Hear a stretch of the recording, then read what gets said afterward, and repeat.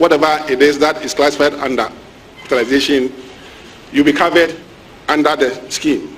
The Deputy Secretary General of the Trades Union Congress, Mr. Joshua Ansah, commended the leadership and entire membership of the PSWU for supporting the establishment of the PSWU Fund and Mutual Health Insurance Scheme. The Chief Operating Officer of Nationwide Medical Insurance, Mr. Samobuafo, said they were committed to ensuring that members of the PSWU got quality healthcare services.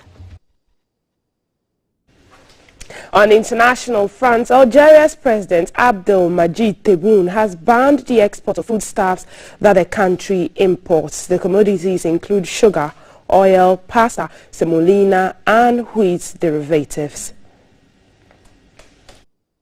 A source is quoted by the state agency as saying that the president called it economic sabotage to sell commodities that the country does not produce locally. The president's decision also bans importation of frozen meat products.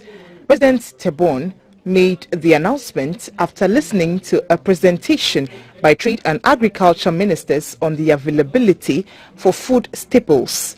He did not give any reason for the ban, but it comes amid fears of a sharp increase in the global prices of basic foods such as wheat because of the conflict in Ukraine, which is one of the world's biggest exporters.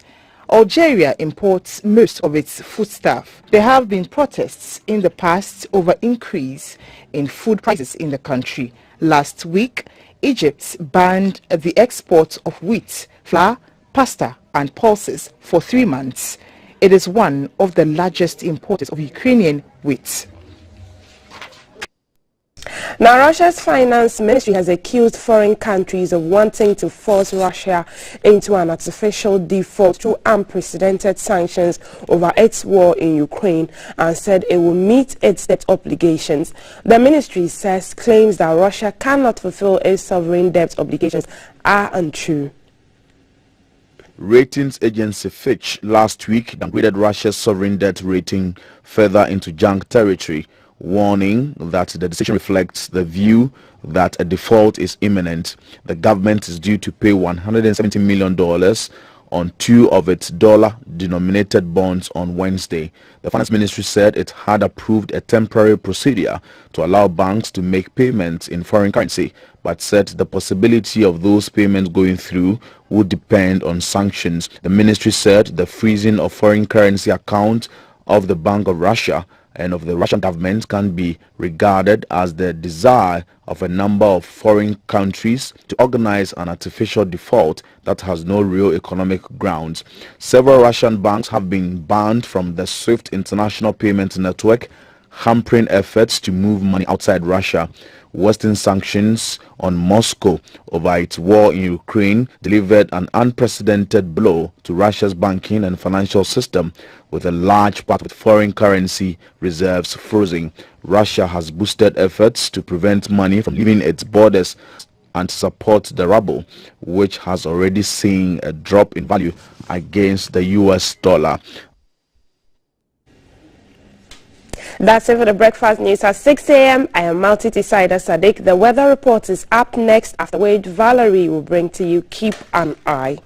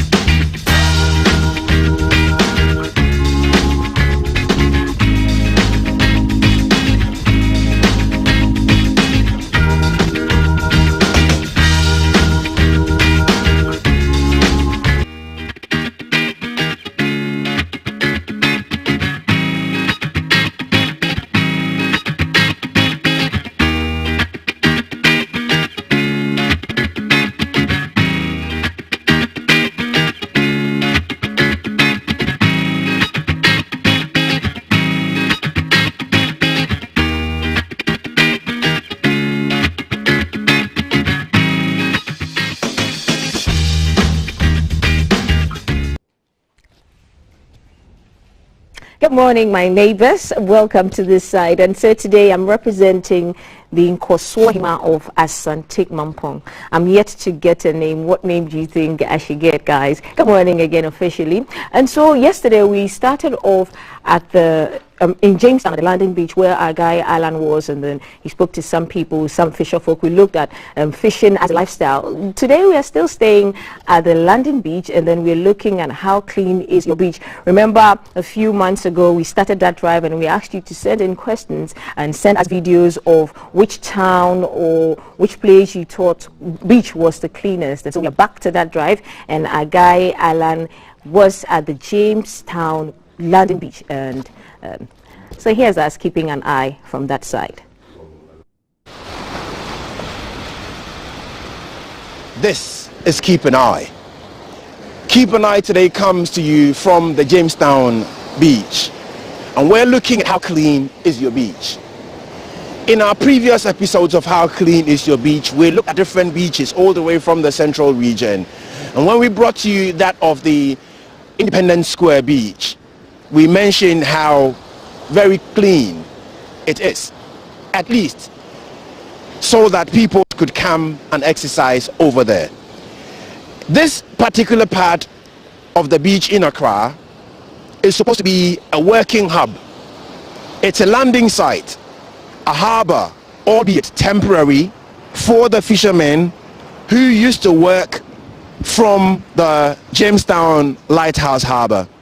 Indeed, when they were relocated down here, there were certain assurances that eventually they were going to be moved back in there. But what is most important to us at this point is the state of the beach. What you have towards the bollards or the boulders, which help them land safely into the harbor, is a pile and a heap of rubbish. Predominantly disused clothes and polythene or plastics. Every now and then you'll find what looks really very unusual, such as car parts and the rest of them. But that indeed in itself is unusual, because for a beach you expect to see, if anything, canoes, people relaxing or enjoying their quiet time at the beach. That cannot be said about this particular place. I will say this is unfortunate, because this isn't a place where you can freely take off your shoes or take off your sandal and pick a stroll on the beach. If you have to rate this beach from 0 to 10, given what you can see, I doubt very much if you want to put this anywhere between 0 and 5. Given the amount of rubbish you have here,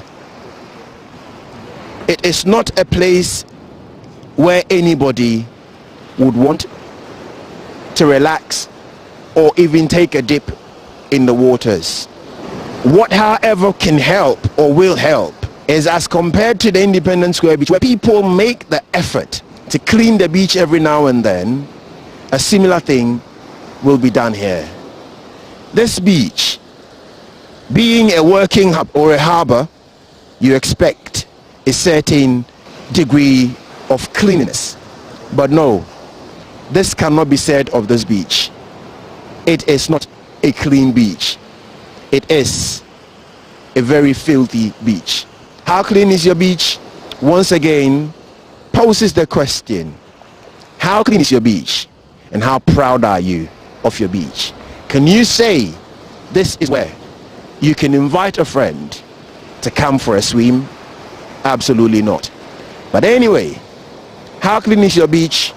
On Keep an Eye and hashtag GTV Breakfast requests of you to, at a minimum, send us a recording of your beach and tell us how proud you are to be a member of the community close to the beach. Thank you very much for joining us on hashtag GTV Breakfast. How clean is your beach? Thank you.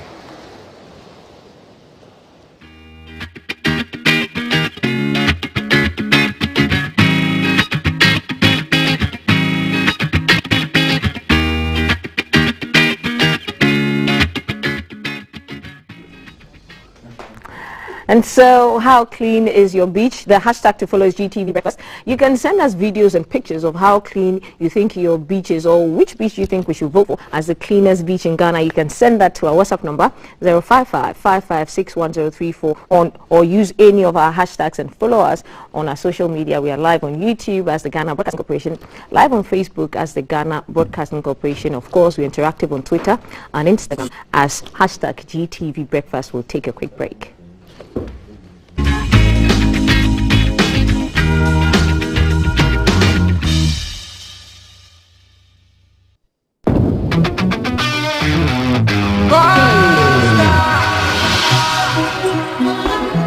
And they call me Eugene.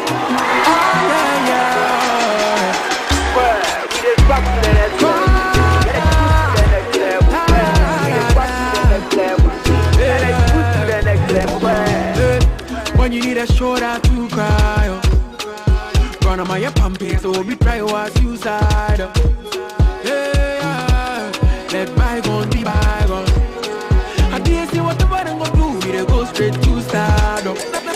And I'll take you to next level. My baby, oh yeah, yeah, yeah. Energy like a fool. But baby, oh yeah, yeah, yeah. I'll take you to next level. My baby, oh yeah, yeah, yeah.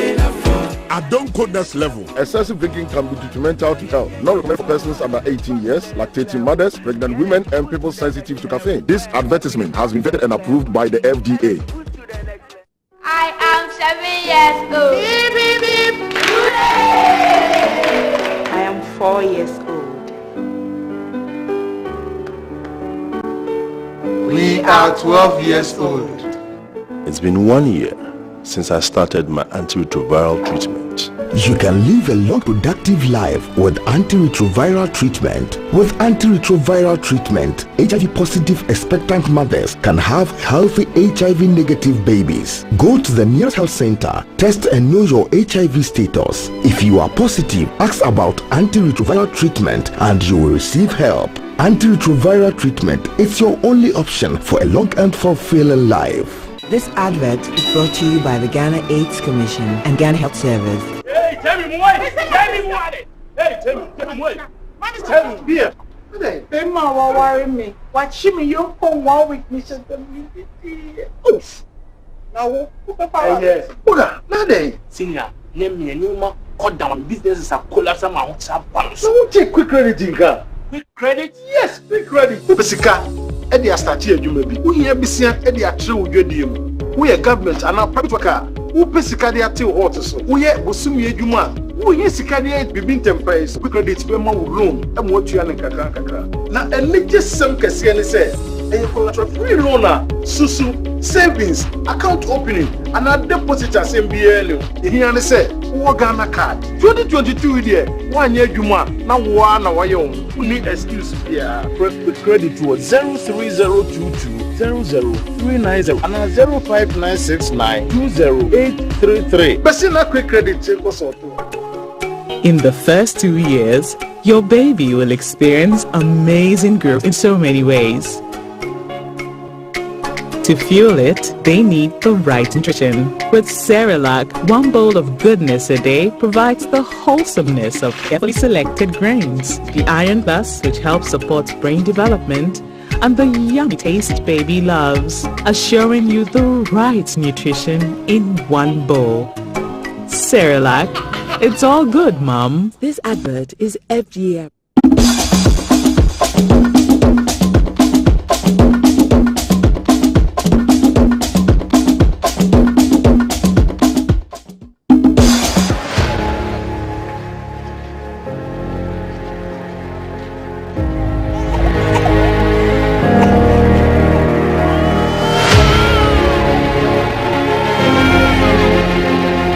Imagine living with a medical condition for well over a decade without knowing. Also, but I didn't know the reason why I was taking the drugs. Still remains a public health threat in Ghana. That is very evil. I don't even know whether I have a twin sister or a brother. Many adults have succumbed to this deadly disease and are now lying in their graves. But how do these victims survive this precarious situation? They go and hide the medicine in cars, in broken down vehicles. It's something that is very important because it gives information to the child. Fear, anguish, anxiety, and the agony of not knowing when therefore strike. Make people feel that we still are living at the flex. Adequate information is very, very important. And after the announcement, be prepared. They live this painful, lonely life with secret capsules. Taking medicine is not easy. Pain in my closet.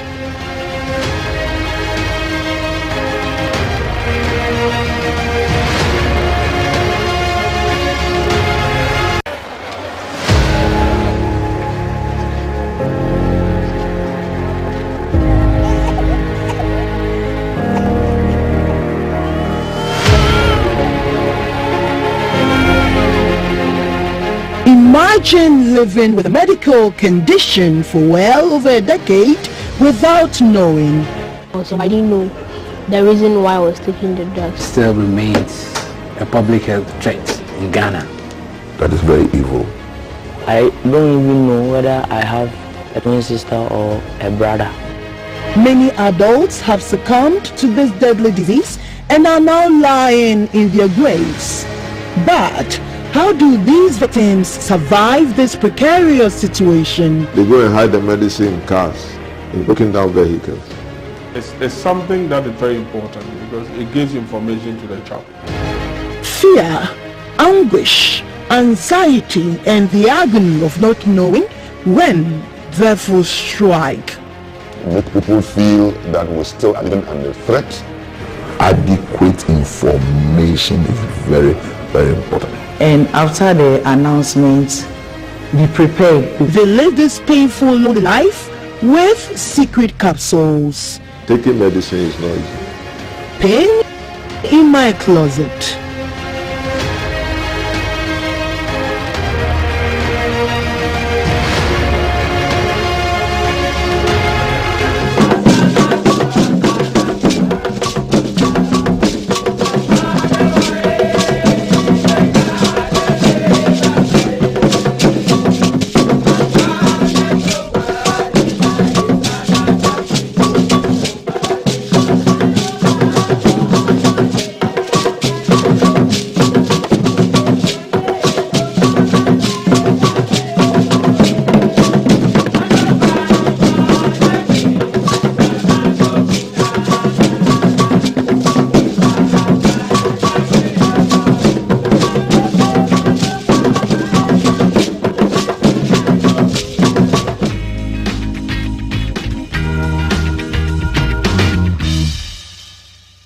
Greetings and Mimamunina Akwaba.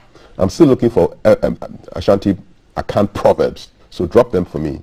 I'll drop them for you. And that's the reason why people from the Volta region are called number 9, because of Monica, the first ever Miss Ghana.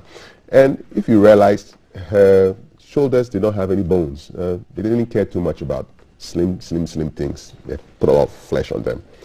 And the whole thing has changed these days. Now they are looking for very, very thin ladies in the name of fashion. How we go do them? Anyway, enough about fashion. We're going to talk about a health check right now. And my guests will be looking at childhood seizures. Stay with us. We'll be back right now.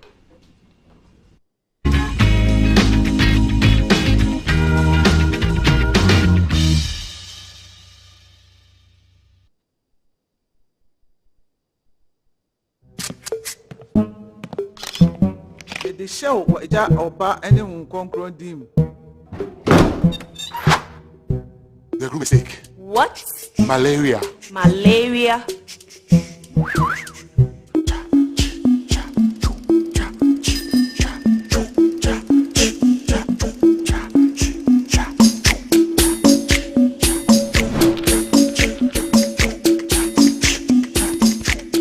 Lufat.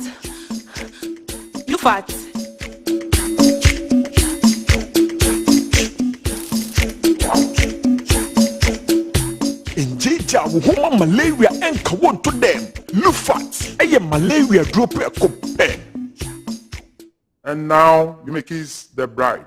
Entrance Pharmaceuticals and Research Center. And I Lufat, a two malaria sententem. FDA, I saw a deadly crack way.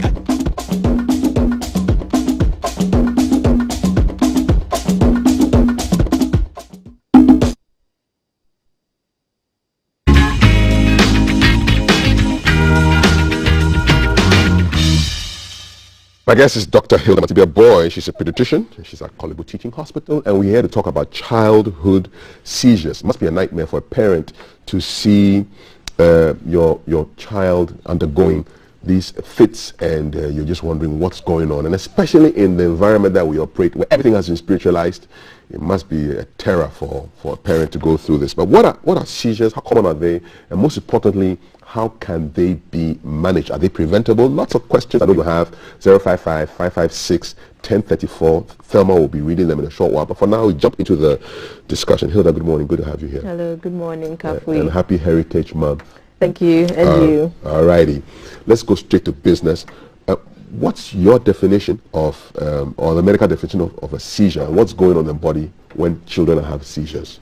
When we say seizure, it simply means that take hold of or to seize. So suddenly the body has been taken hold of or is ceasing to be as it was before the seizure. So that's the seizure. And broadly for the term seizure, it could be because of a brain cause or a cause that is happening from other than the brain. And it could also be from other places aside the brain. So the heart problems could cause people to have seizures.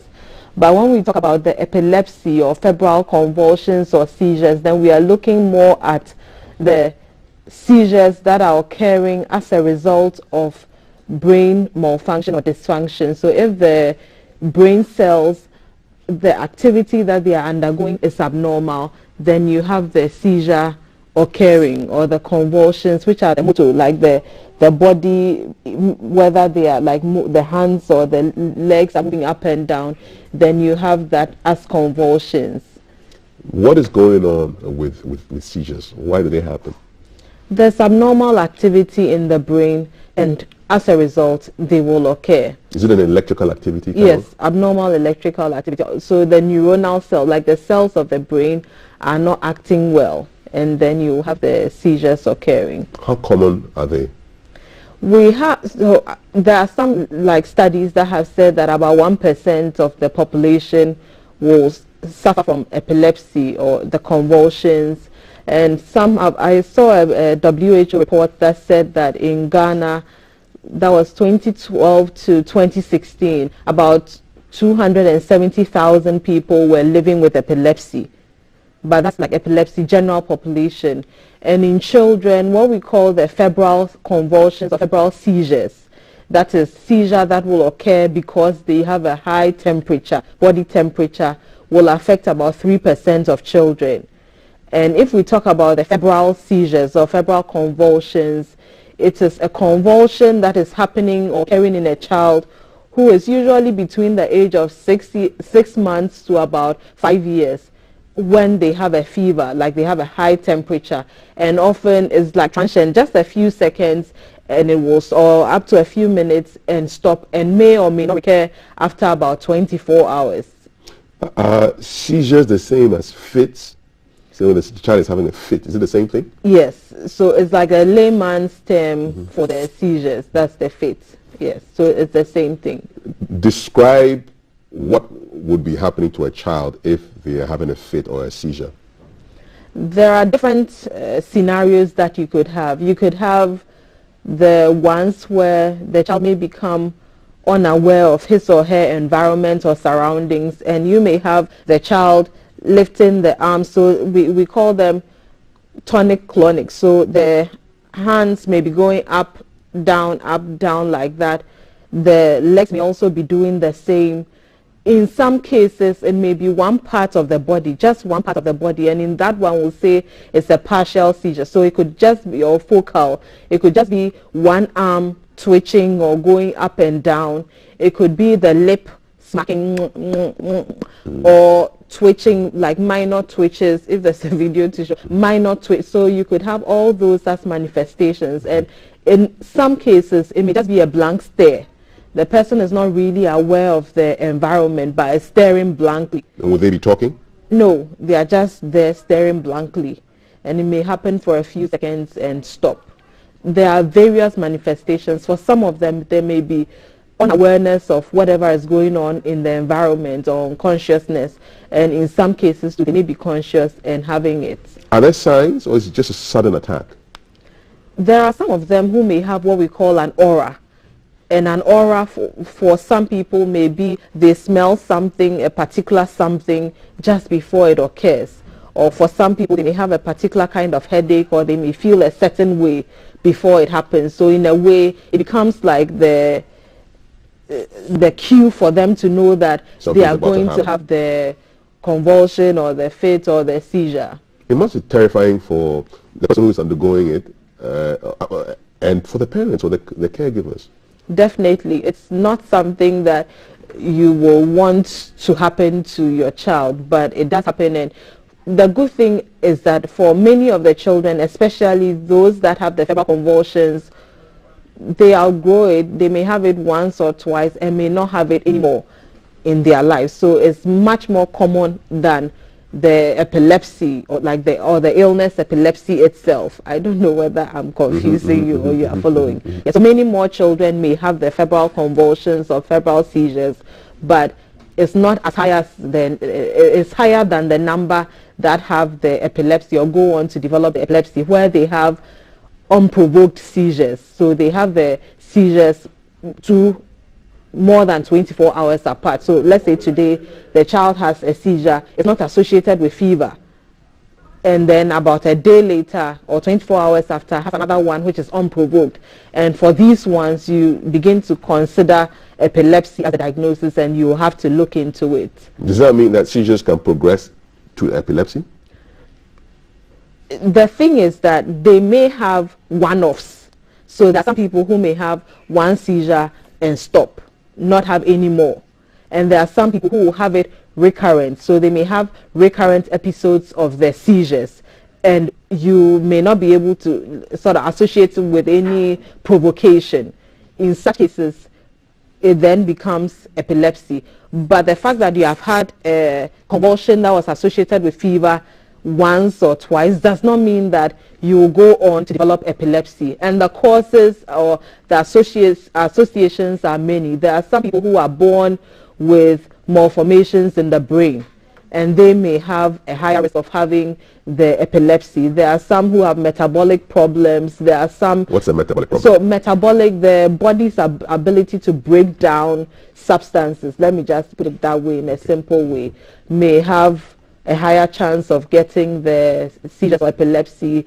People who have some other syndromes, and then genetic or family history. So if there's a family history of epilepsy, then the risk or the chance of someone from the family developing epilepsy is also high. But definitely, we do not need like a scan of the brain, for example, or an EEG before we can say that this child has epilepsy. What's an EEG? EEG, electroencephalogram. So the brain, there are probes or things that are put on the brain to read the activity that is going on in the brain. And that can help us to categorize the kind of seizures the person is having.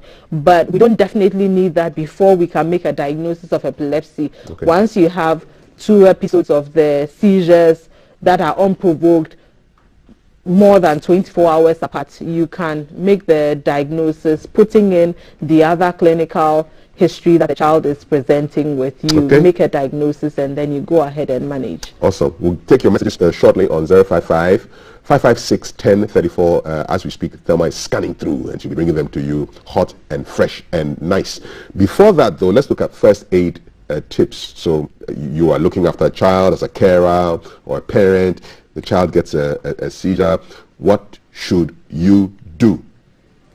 First of all, you need to consider safety.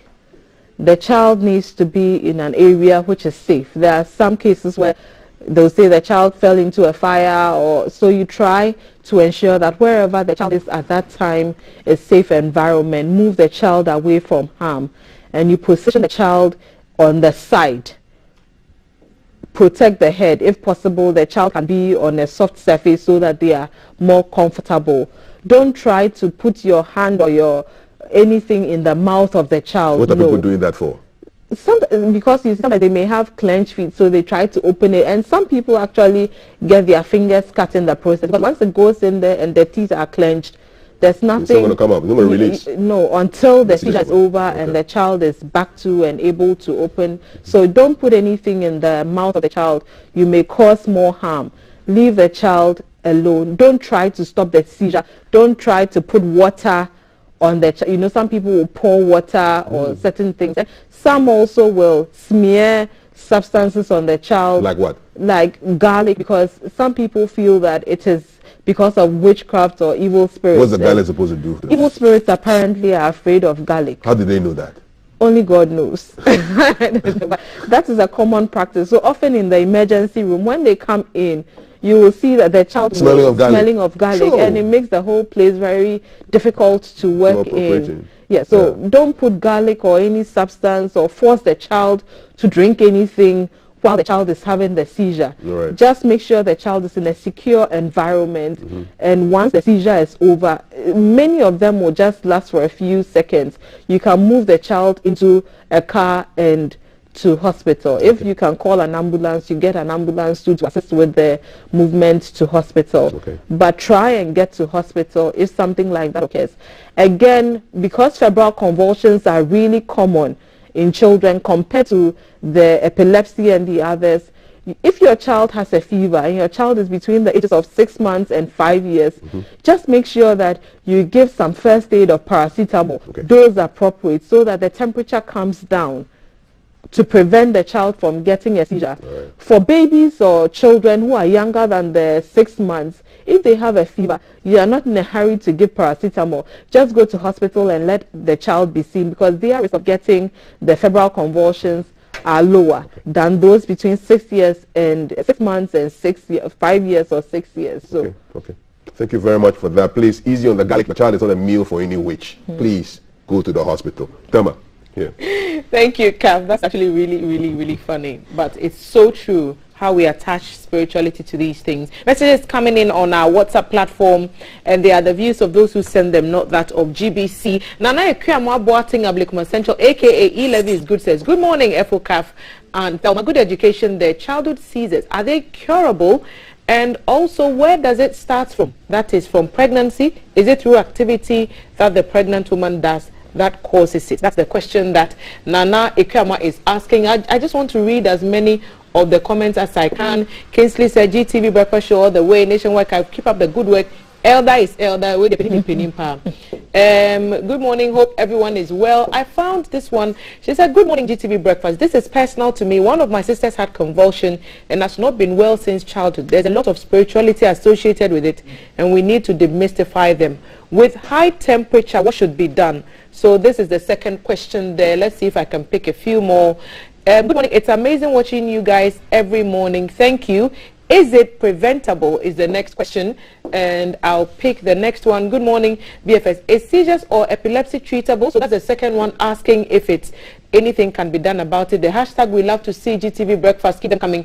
Toby sent quite a long one about how he helps to clean the beach at the art center area, which is really good. Keep up the good work, FO. So let's keep to the questions on the seizures, and then perhaps if there's any more in this time, I'll read them out to you. So basically, thanks Thelma, by the way. You're welcome, Kat. Treatable. People know whether it's treatable. Yes, definitely treatable. It depends on the exact kind of seizure that we are dealing with, or the type of epilepsy that we are dealing with, but definitely treatable. If the child comes in with a convulsion, we have medications that we'll use to abort the convulsion that the child is having. So that is treatable.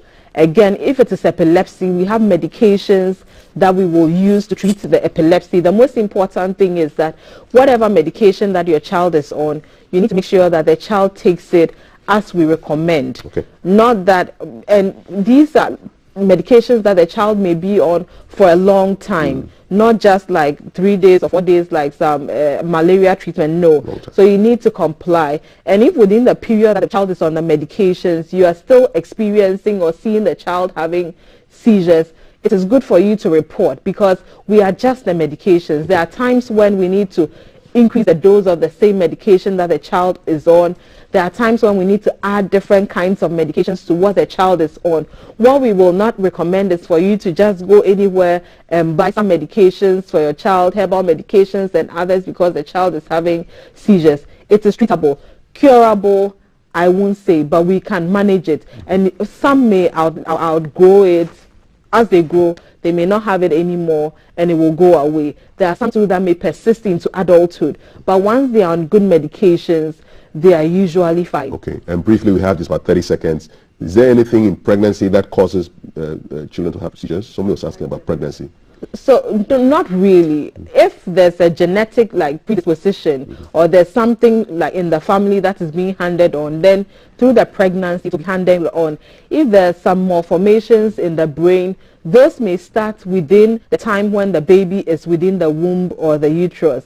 And that's the only thing that I can say about that, but not really that maybe mother ate this or mother did this during pregnancy, so because of that baby is coming out like this. No. And seizures can even begin in the newborn period. The causes could be several. If you notice your baby is twitching or having any abnormal movements, report it to hospital so that we can observe also and address it.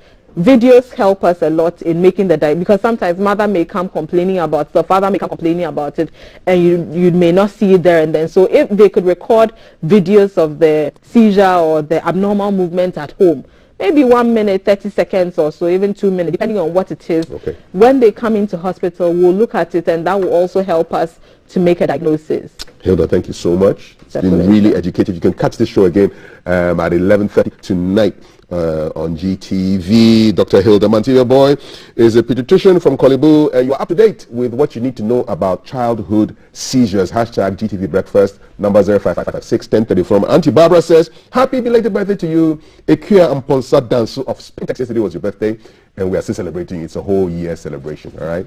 So happy birthday to you and everybody else who's celebrating their birthday in this month of March. Sports news coming up in a short while, but before that, some surprises.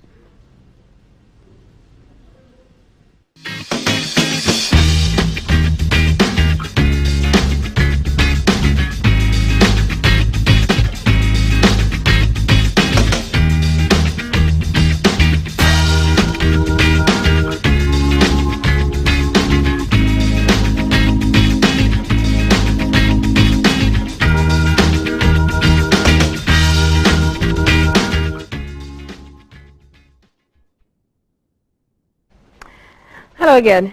And so there's a proverb I learned, an account proverb I just learned it, and it says, I say, achichidie pray muja dudra isio yedifra ne yediamano. So if you understand what that means, say send it to us on our WhatsApp number 055-556-1034. But today is Tuesday, and some of us came in pretty early. Those of you who are still at home, we're going to give you some tidbits as to what traffic looks like, and we are doing that from the Kawukudi Junction, and my guy Alan is on the beat and he's on standby to tell us what traffic looks like at that part of town.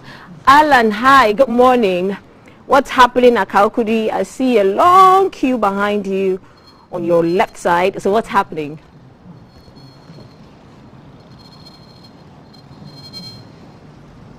Hi, good morning Valerie, good morning Ghana. Thanks for watching GTV. It's rush hour. Time just gone a little to 7 in 5 minutes. Basically, if you look behind me towards westwards, which is where traffic would flow in from Abelinkwe and parts of Pig Farm, headed for either the airport rest or 37, traffic is actually on the green, and so you have it flowing through. A police officer has just assumed duty, and so he's taken charge of the flow of traffic. It wasn't the case just about some 5 minutes ago. From there, you look at traffic coming in also from the Tang Palace Hotel and or the airport residential area, and you have a wait on the red, and so traffic, as far as I can see, winds its way towards the M Plaza or Tang Palace Hotel end. If we should pan round and take traffic flowing in from 37, making its way, in any case, may come from parts of Labadi, part of the airport, and weaving towards Kaokudi intersection, and then possibly headed for Abelingpe and also towards Kanda. You have what is a normal flow, really very free. Indeed, at this time of the day, you can expect that traffic wouldn't be as bad from that end of town. For a Tuesday morning, I'll say traffic is rather really very much freely flowing. It's a normal flow. There isn't anything unusual. I would say as a matter of precaution, the police will always have someone on standby to take charge if matters do or in any way get out of hand. As far as traffic is concerned at this intersection, it is free flowing. We're looking at traffic coming in from parts of Asylum down the Kanda overpass and then making its way towards this end of the traffic intersection. Once again, it's an open road, free flowing traffic, nothing unusual. It is a normal Tuesday morning, and traffic as it is, rather very calm. If you're using this end of town to make your way towards any part of the this part of town where the intersections either may lead, please take it easy, calm yourself down. There's nothing unusual with traffic. Traffic is freely flowing, and there is a policeman on hand. The one thing I'll draw your attention to, though, is towards the 37 end, there is what is a natural trotro station, and you can see a trotro just pulled up to pick up passengers. This also has part of the passengers school children. It is really a worrying thing to see, because at the same spot some of the children try to cross the road to the other side. It would be good if this particular spot is properly marked or demarcated for drop-off and pickup, just so that oncoming traffic would be a bit careful or take the necessary precautions in order to protect especially the school children who use that end to cross or hop onto a trotro. This so far is Rush Hour on #GTV Breakfast. My name as always is Darrell Alantego. Thank you very much for joining us. Thank you, Alan, for that report. And so that was Alan who came to us from the Kaokudi Junction with what traffic looks like. Up next is Breakfast Sports with Multi-T.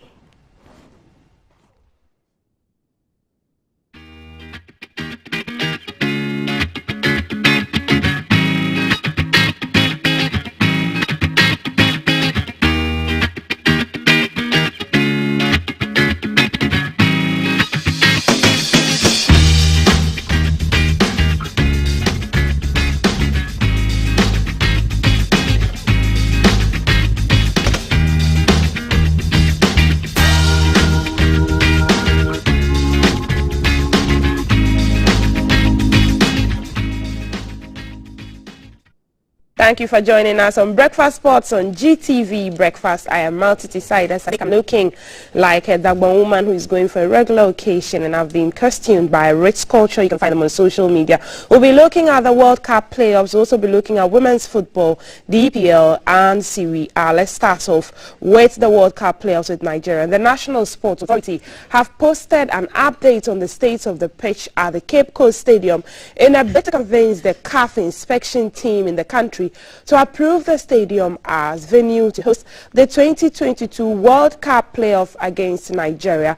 The latest pitch posted on the NSA's social media handle was seen to have undergone a regrassing after 7 days of rigorous work to ensure it meets the FIFA CAF standard for the game.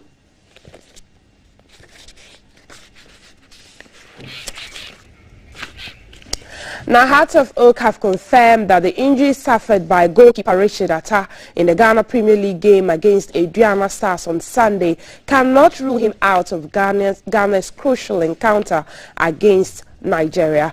The 26-year-old shot stopper was stretched off the Nana Ajiman-Beju Park in the 32nd minute and was replaced by Richmond Ayi for the remainder of the match. Atta was rushed to the Presbyterian Hospital in Doma, but the club has confirmed he has been discharged.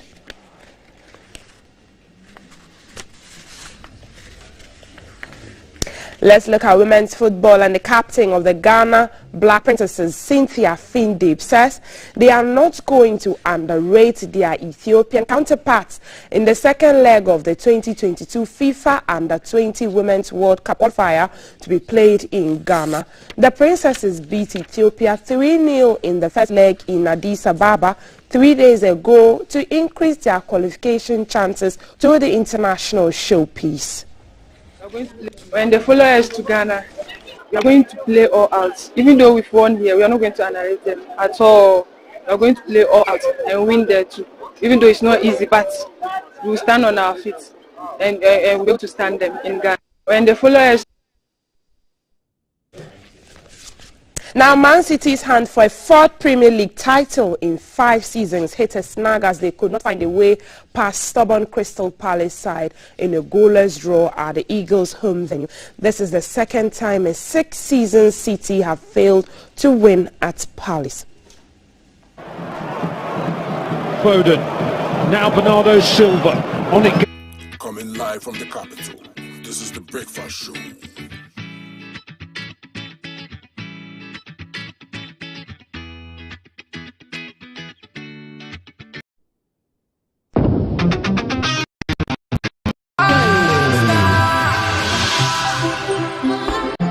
And they call me UJ.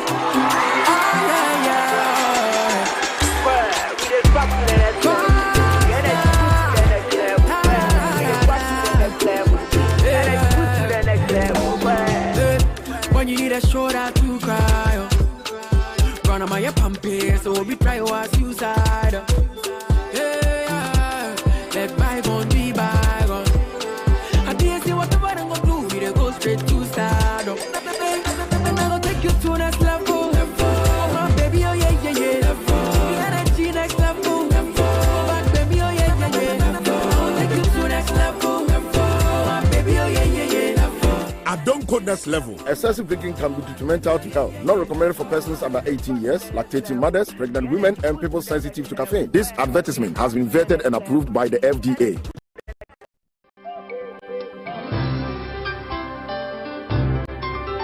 Oh, today he has been extra sweet, and the way he looks at me.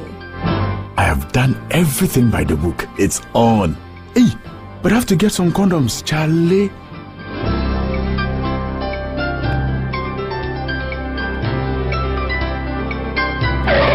Using a condom will protect you and your partner from HIV, STIs, and unplanned pregnancy. Condoms are an effective way for protection against HIV infection. Don't take risks. Use a condom every time.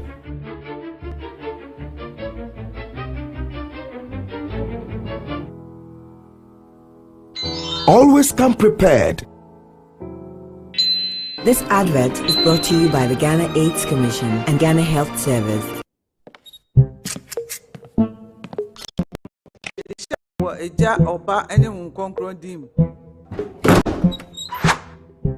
The groom is sick. What? Malaria. Malaria.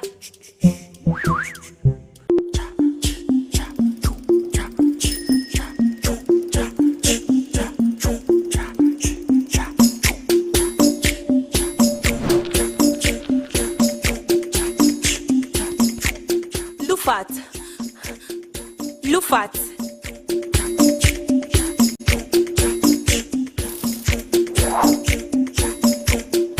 Injija woman malaria enka won to them.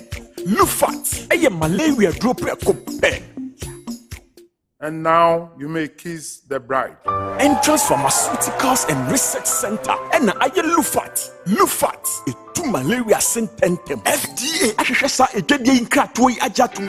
From 1921 to 2021, the journey to our centenary has been amazingly worthy. Azar Group is 100 years and continues to achieve greatness. Main brands which were in the company are Azar Tex, which is an emulsion paint, texture paints, which we were the first people to produce it in Ghana, and Azar Gloss, which is oil paint. We were the first people to produce the carpenter's glue. Now we have new products like silicone paint. Join Azar Group celebrate 100 years and to create another brilliant 100 years together. Hey, tell me what? Tell me what? Hey, tell me what? Tell me, beer. Then ma worry me. Watch me young from 1 week, Mr. Oh, now yes. Oga, now then. Senior, name me and you ma cut down my business is a collapse. I'm out of balance. So who take quick credit in car? Quick credit? Yes, quick credit. Who pesika? We are government and a private worker. Who pesika they are till hot so. We are busumi ejuma. Who yes sikadi bibin tempai so. Quick credit be ma loan. And what you are kakra. Na and just some kesi and say. A collateral free loaner, susu, savings, account opening, and a deposit as MBL. The here and say, Ghana card. 2022 year, 1 year Juma, now one hour young. Who need excuse here? For quick credit to 03022 00390 and 05969 20833. Basina quick credit. Good morning, my neighbor. Good morning. Good morning, everyone. Good morning. It's a good morning, and we serve you breakfast. Not just any breakfast. Sizzling healthy. A la carte. Yeah, all the time. Okay, let's take a peek. I brought my spine. There are certain things that we do to help the children with their brushing. And there's much more on offer on GTV breakfast. You want it served buffet style? On-site restaurant. Complimentary breakfast? Off of your plate chicken vegetables. So in my lifetime, I haven't seen Ghana Black Stars win an African Cup. Yeah. Can I show what is written on the bag? Yes, definitely. Where's the camera? Just stand and turn. So what's your pleasure than Botras, yeah? At that time of the morning.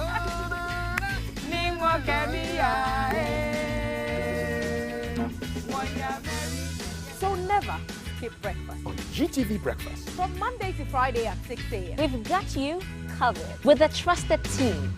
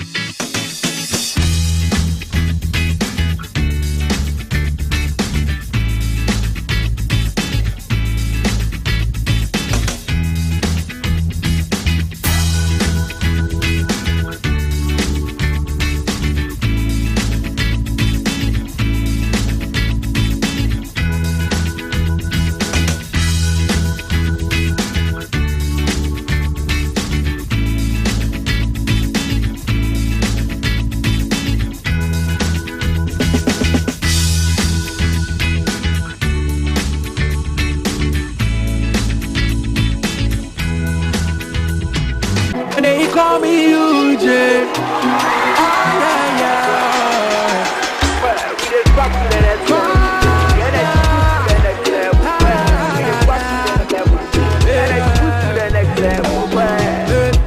When you need a shoulder to cry on. Run on my pamper, so we try our suicide. Yeah, let bygone be bygone.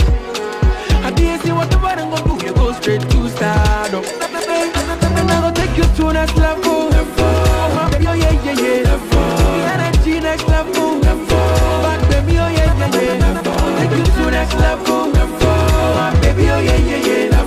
I don't code next level. Excessive drinking can be detrimental to health. Not recommended for persons under 18 years, lactating mothers, pregnant women, and people sensitive to caffeine. This advertisement has been vetted and approved by the FDA.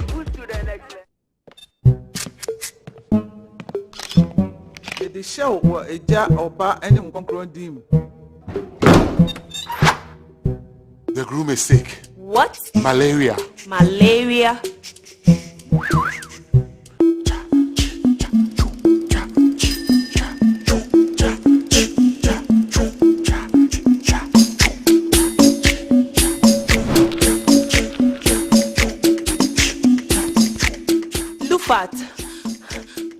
Lufat.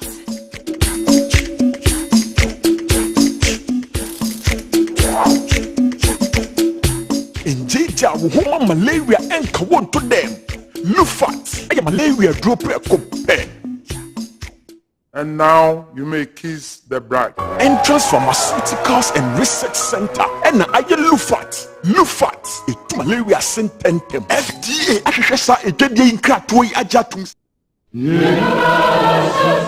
All SIM cards in Ghana must be registered again with only the Ghana card. Yes, only the Ghana card. You will not be able to make voice calls, use mobile money services, internet, and all other services linked to your SIM card if you don't. To register, dial *404# and follow the prompts. You will be required to send the following details on your Ghana card: Ghana card number, surname, first name, date of birth, and sex. You will then receive a special code which you will present to your nearest service provider agent or customer care center for your biometric details to be captured. Remember to add your digital address. Dial *404# on your phone to start registering your SIM card today. For more information, contact your service provider on 100 or the National Communications Authority on toll-free number 0800 110622. Register your SIM card to stay connected.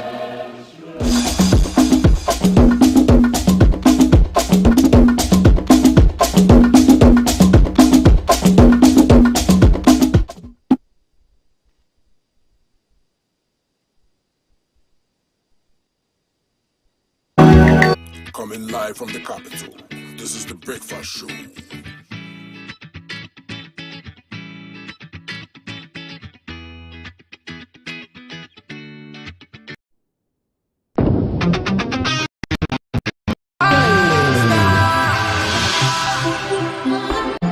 And they call me UJ.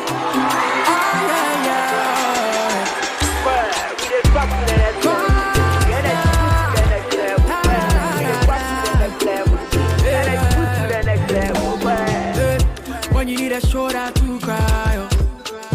Run on my pamper, so we try our suicide. Yeah, let bygone be bygone. I didn't see what the bottom gonna do. We go straight to stardom. And I gonna take you to next level. Oh, baby, oh yeah, yeah, yeah. The energy next level. Back, baby, oh yeah, yeah, yeah. I'll take you to next level. Oh, baby, oh yeah, yeah, yeah. I don't code next level. Excessive drinking can be detrimental to health. Not recommended for persons under 18 years, lactating mothers, pregnant women, and people sensitive to caffeine. This advertisement has been vetted and approved by the FDA.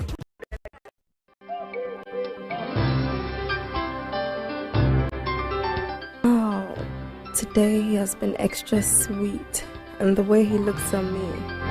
I have done everything by the book. It's on. Hey, but I have to get some condoms, Charlie.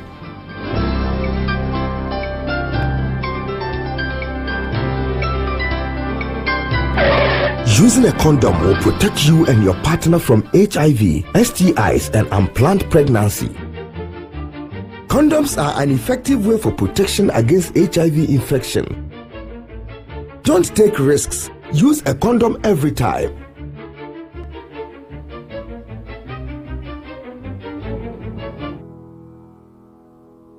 Always come prepared. This advert is brought to you by the Ghana AIDS Commission and Ghana Health Service.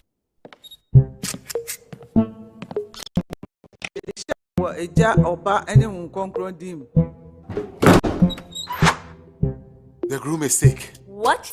Malaria. Malaria.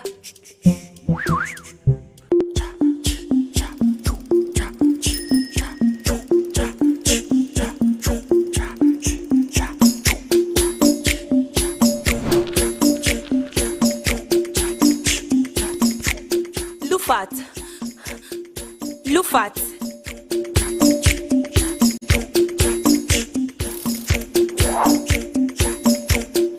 Injija woman malaria enka won to them. Lufat, eye malaria drop kope. And now you may kiss the bride. Entrance Pharmaceuticals and Research Center. And aye Lufat. Lufat, a two malaria sententem. FDA ashesa ejede inkratoi ajatum. From 1921 to 2021, the journey to our centenary has been amazingly worthy. Azar Group is 100 years and continues to achieve greatness. Main brands which were in the company are Azar Tex, which is an emulsion paint, texture paints, which we were the first people to produce it in Ghana, and Azar Gloss, which is oil paint. We were the first people to produce the carpenter's glue. Now we have new products like silicone paint. Join Azar Group celebrate 100 years and to create another brilliant 100 years together. Hey, tell me what? Tell me what? Hey, tell me what? Tell me, beer. Emma will worry me. Watch me, you come 1 week, Mr. Oh, now, yes. Buga, nade. Senior, name me a new man. Cut down, my business is a collapse. I'm out of banks. So, who take quick credit, Jinka? Quick credit? Yes, quick credit. Who pesika? We are government and a private worker. Who pesika they are till hot so. We are Busumi Juma. Who is Sikadia Bibin Tempay so. Quick credit, Bema loan, and what you are in Kakran. Now, and let just some Cassian say. A collateral free loaner, Susu, savings, account opening, and a depositor same BL. They hear and say, "Who Ghana card 2022 year 1 year Juma now one hour young. Who need excuse here for quick credit to us."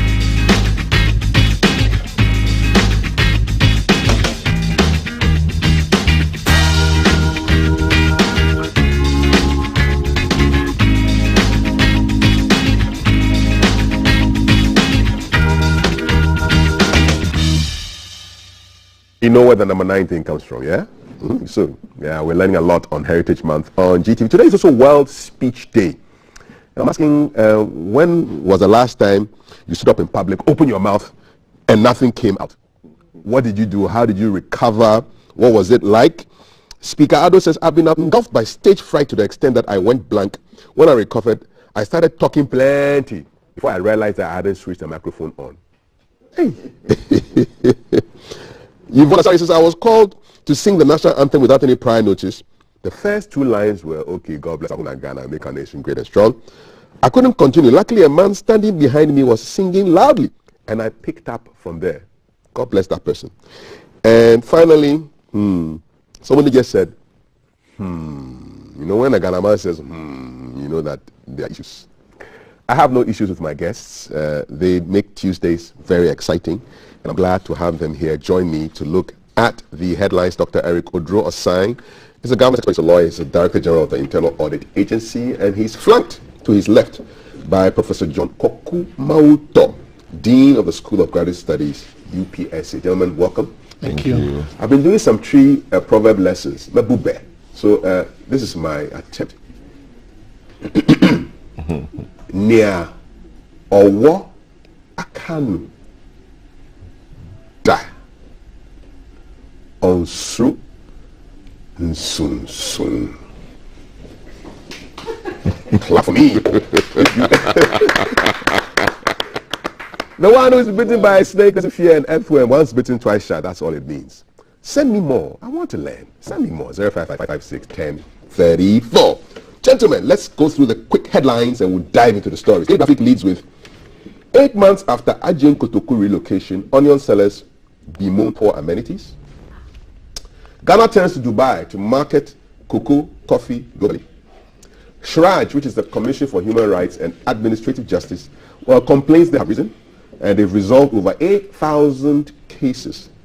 2022 SONA, that's the State of the Nation's address. President within time, says majority leader. I'm talking of majority leader. His deputy is Thelma's guest at 8:30 this morning, Alexander Apenyo Markin, all right, if it's to MP. Ghanaian Times, treason felony case, I'm ready to stand trial, says Oliver Mawusi Baka Vomawo, telling the court. Teacher arrested for murdering wife, so sad.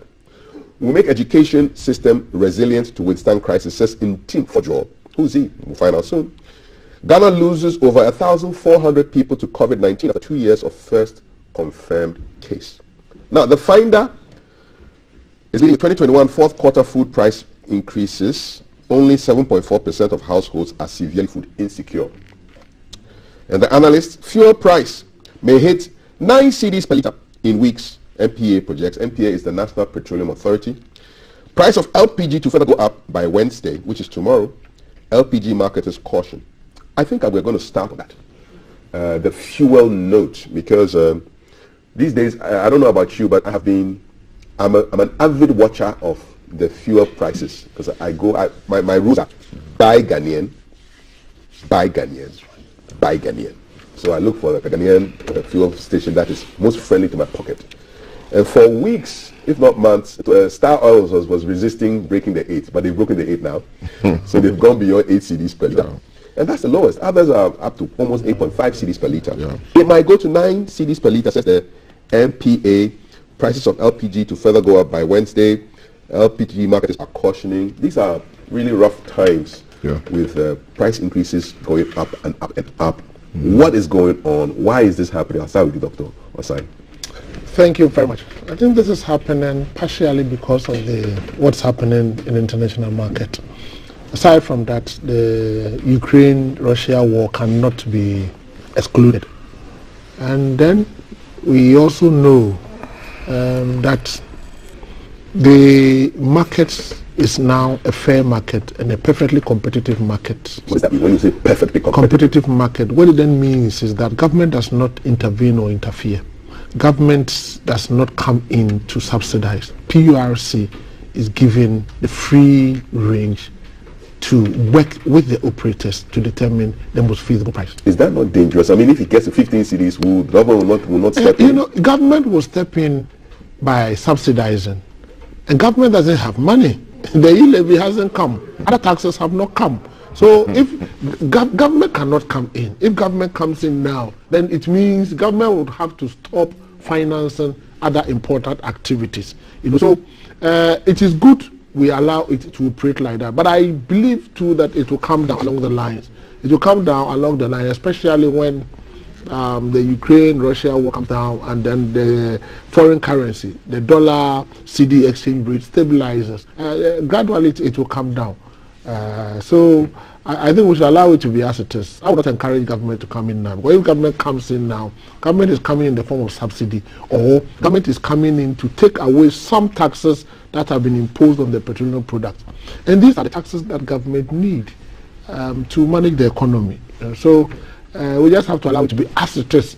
If it goes beyond acceptable limits, and the government has the resources, government can then come in. What do you think would be an unacceptable limit? An unacceptable limit is if we go beyond 10 Ghana cedis.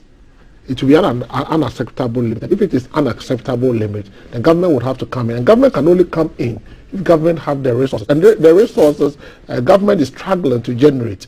The e-levy has not passed. Other sources that government wants to get money from in 2022 has not gone through.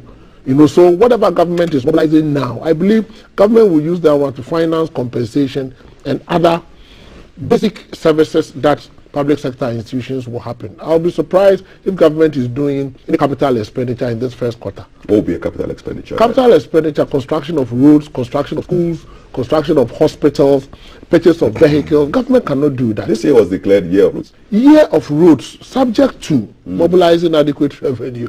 If the revenue is not coming, we may not get the roads that we need, because government has to pay workers. Public institutions will have to run. So the compensation budget and the goods and services budget are government priority list. Aside from that, government has cut down expenditure by 20%. And if the expenditure has gone down by 20%, where are going to get the money from? So it is clear, except I don't understand why government does not explain these things to Ghanaians. It is clear that, look, this is the balance sheet of the Republic of Ghana, or this is the income and expenditure statement of the Republic of Ghana. This is what we have to do this year. We have to pay salaries. We have to make sure public service institutions are running. We have to do capital expenditure. We need this amount of money. If this money is not coming, at best, the first most important, two important ones are the compensation, because salaries of workers would have to be paid. Then the goods and services, public institutions will have to run. We can hold on to the capital expenditure, but that is where the problem is. Then people will say that where the country is not developing, the roads are bad, this is not good, but public service is running. So if we want to see all this happening, then we should pay the taxes and then hold duty bearers accountable. Thank you so much, Dr. Asai. Professor Marco, you're an accountant, and when you look at the breakdown, I mean the build-up, are there certain things that, for example, should really be taken away? I mean, and yes, let's deal with that first. All right, so Kafi, thank you. I think just a follow-up before answering your question. You know, the dynamics is a little bit sensitive when it comes to oil prices, especially when currently you have the global, I mean, before, okay, ranging between $1.29. Okay, so it tells you that whilst the US and other countries are experiencing the same trend, Ghana will also face the same trend. However, don't forget that we do not refine oil here. So what we do is to also import as well the oil marketing companies, the OMCs. You asked a very sensitive question, and I think Doc gave a very that is, I would say, a fair answer, sincere answer. Okay, you are apolitical when answering some of those sensitive issues. That is why it is good to be apolitical when we come here. What is the government's position? Should the government subsidize? If they subsidize, what happens to the other side? The other aspect of the economy. It means you halt a lot of projects. Okay, so just see it as it is. And I like the way he mentioned it. Now the government, it gets to a stage that the government has to come no matter what, and they have to halt some project to sustain the economy. You know, fuel drives virtually everything that we do. Once there's a minute percentage increase in fuel prices, it affects food, it affects everything, not only in the major cities, but even in the villages, because the villages also strive on kerosene for lighting and all that things, and then as well as virtually every sector, electricity, everywhere. So what it means is that when you get to a stage, the only option the government will have here has to do with probably looking at management of the currency, especially trying to cushion the OMCs, those who import, because you see, we have the players in the oil industry buying fuel from refined fuel from outside. What it means is that they need a dollar to buy. So should they also buy fuel at the same dollar rate as myself and you will go to the market to buy the dollar? That is one option. Then and once you do that, it means you are subsidizing the dollar. Are you okay? And don't forget, in an open market, operation, it means that the government will have to settle that deficiency. Then the other side of the coin is that the government will have to look at taxes. The composition of the taxes. The government will have to probably offset some of the taxes. And don't forget, we are talking about an economy that is bereft of their revenue targets. So the government will only intervene to now withhold some of the taxes such that it will, try to manage the burden on the final taxpayer. Okay, but Ghanaians must understand that when the government does this, the road you're expecting the government to construct in your area will not continue. The schools we expect the government to build in our communities will not, be given to you. Now, any social amenity that we expect the government to develop, forget it, it will not come. That is the reality. The politician will not tell you, but you see, there's something going on. I don't know whether some of these government players knows the extent to some of the statements they make. You know, we live and operate in a very open and sensitive market. So any pronouncement, especially when you are in crisis, we come here, we look at how best to educate and as well as how to analyze the economy. But when you have, for instance, what is happening to our dollar today, a speaker of parliament telling the whole world that government may not be able to pay salaries in 3 months. You know what it means? You are telling people that they should lose confidence in the economy. People will start withdrawing money from the system and move. Look, you're a Ghanaian. Doc is a Ghanaian. And I like the way you even mentioned that, look, you try to grow the Ghanaian product. So you restricted your income to a Ghanaian oil company, Star Oil. You didn't want to go to Shell, which means you are enriching some foreigners. But let's buy our own, especially in the Ghana man. Are you okay? Let's educate people to know even the oil that you buy. When you buy from some particular companies, you are enriching the citizens of another country. So why not consume our own? That is, and they've run down our own such that when you are buying some of our Ghanaian-owned fuels, they think that the fuel is substandard. Exactly. Okay, but when you listen to the experts, that is not the case. Of course, and it's an insult on the authorities who regulate it, because why would they sell substandard fuel to? These are the passionate issues we need to educate people about. When you make such statement, what it means is that investors lose confidence in your economy, and it triggers people withdrawing money from the system.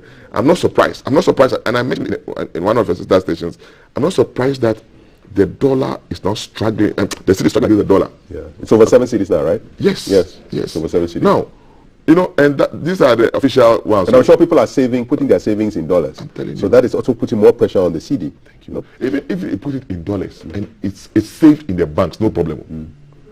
When they're shipping it out of the system, so at the end of the day, the government will end up have to deplete our foreign currency reserves. Yeah, there's a lot going on. There's fuel prices going up, and there's back to almost around $100 per barrel right now for crude. There's 101 as of this morning. 101 as of this morning. Yeah. There's issues with currency issues, and the taxes you hinted at them earlier. We have a breakdown of the various taxes that we pay on fuel. So that's the breakdown there. 1 pesewa energy fund levy, 10 pesewa sanitation and pollution levy, 16 pesewa price stabilization and recovery levy, 20 pesewa energy sector levy. You've got a special petroleum tax, 46 pesewa, road fund levy, 48 pesewa, energy debt recovery levy, 49 pesewa. You add everything up, total of almost 2 CDs on the liter. On the liter? Yes. Are all those taxes relevant? No, let me come. You want to break it down? You see, all the taxes are relevant. Look at the road fund levy. Assuming government is to come in, this is a safe area where government will say, okay, assuming government wants to take off the 1.9, the road levy there, it means government will not construct any road. And that's about 25% of over 25% of the entire build-up. And then you come to the energy debt. We know we have a lot of debt in the energy sector because we borrow to improve energy service delivery in this country. All the recabling we are doing, we borrowed money. Assuming government is not getting that money, it means we can't pay that debt. And you know what it means? It means that the interest rate on that debt will accumulate, and they will compound the interest rate. Which means going forward, we have to pay double. There will be bigger debt waiting for What is so special about the petroleum? In addition to this, some of these levies have been collateralized. What does that mean? Okay, so as a collateral against some loans. And what it means is that, you see, sometimes the revenue streams you see, you use them as securities for some funds that you probably have to raise. So you cannot just remove them. So we've guaranteed to some people who owe money that over the next couple of years, this money is guaranteed. So you see, it's not as easy, but it gets to a stage that the government must intervene, like what it did last year, and have to reinstate it again. The government, to a large extent, I know it's listening. Okay, even COPEC is projecting that by next week, a litre may hit 10 cedis. By next week, it may hit 10 cedis. And what it means is that this will now worsen the plight of the average Ghanaian. Not someone living somewhere. Yourself, myself, because we all go to the same, pump to fill our cars. Yeah. Thanks for that. What's the special petroleum tax? What's so special about that? We know that road levy is 48 pesos is there, energy debt recovery levy is there. What is a special petroleum tax? Dr. Osai. When you look at the NPA prescribed petroleum pricing formula regulations 2012 LI 2186, it gives the government the opportunity to introduce that. Now let me give you the component. The component is full cost recovery, raising revenue, ensuring that ex-pump prices are the same throughout the country, ensuring the purity and quality of petroleum products in the country. And this is what that particular tax goes to. That's special petroleum tax. That is so, because the quality of the petroleum products is very important. And we have regulatory institutions that ensures that the quality you and I get meets the international standards. And it is expensive to ensure that this happens. If it doesn't happen, you will see what will happen to our vehicle. Assuming you drive to a station and then the fuel they put into your vehicle is a corrupted fuel, what it means is that it is destroying your engine. The regulatory institution, the Ghana Standards Authorities, and other institutions are supposed to function. The money they need to perform this monitoring and regulatory functions come from the petroleum products. So at certain times, I think government would have to come out and explain some of these things to Ghanaians, and Ghanaians would understand. Because today, if you go and buy fuel and you are shortchanged, you will say that state institutions are not working. You will cry for Ghana Standards Authority, NPA, and all those institutions to come in and make sure that these institutions are giving you quality of service. So that is what it goes to finance. So there is a law to it. So at times I don't understand why people think that it is government, it is politics. If you play politics with fuel, it will have problems, because the law is clear on the components. So the only component we can touch is the component on taxes. And even managing there is a component for managing the impact of constant international price swings of petroleum products. So if, as and when the international prices changes, you are supposed to build in something in the petroleum prices of this country. So the components have been defined by law. Except that at times in this country, it gets to a point where people play politics with this and they don't tell Ghanaians the truth. But if every Ghanaian will get a copy of the petroleum pricing regulation issued by the National Petroleum Authority, LI 2186, you would understand the component and you agree with PURC on where everything else is going, so we can also hold them accountable. What do you think about all of this? Why there's so much silence on this? I know in China most of the leaders are engineers. 70% of the top leaders are engineers. I think most of our leaders should be teachers who know how to explain policy to the ordinary person, like the way both of you gentlemen just break it down nicely for us. Because there's so much silence officially. There's very little education, and in a system like ours that thrives a lot on rumor or they say this is going to happen, or they say this has happened, or it only compounds the situation. It's the politics of it. I think at times, some people intentionally decide to say what they want to say. And you see, if we don't depoliticize most of the policy issues and we look at it with the political eye, we'll shoot it down before it matures. Okay, so Duncan Amwa actually projected that we may be paying 10 cedis per litre for petrol and 11 cedis for diesel. He's with COPEC, you just can't believe. I bought 100 cedis today at 8 cedis, and I was just thinking that a couple of months ago, or a couple of years ago, 100 cedis would have given you a double of what I got. Because I do remember times when fuel was just 4 cedis a litre. It's now 8 cedis plus, Thelma is here with messages. Yes, I am. You're forever. I like your hair. Thank you. Someone said today I'm looking like Mina Kwansma in Cape Coast. Love it. Which is really good. Kodo. So continue. Thank you for sending your messages across to us. Remember, comments made by persons on our platforms represents their own comments and not that of GBC. I need to emphasize that very, very sternly. Jane says, good morning to you, three wise men. Ghanaians should listen to Prof and Doc because politicians, especially those in opposition, the enemy of our country, Ghana, they don't want anything good for the country because of the fear of losing the seat, but they must know Ghana first. I thank you, sir. That's what you think.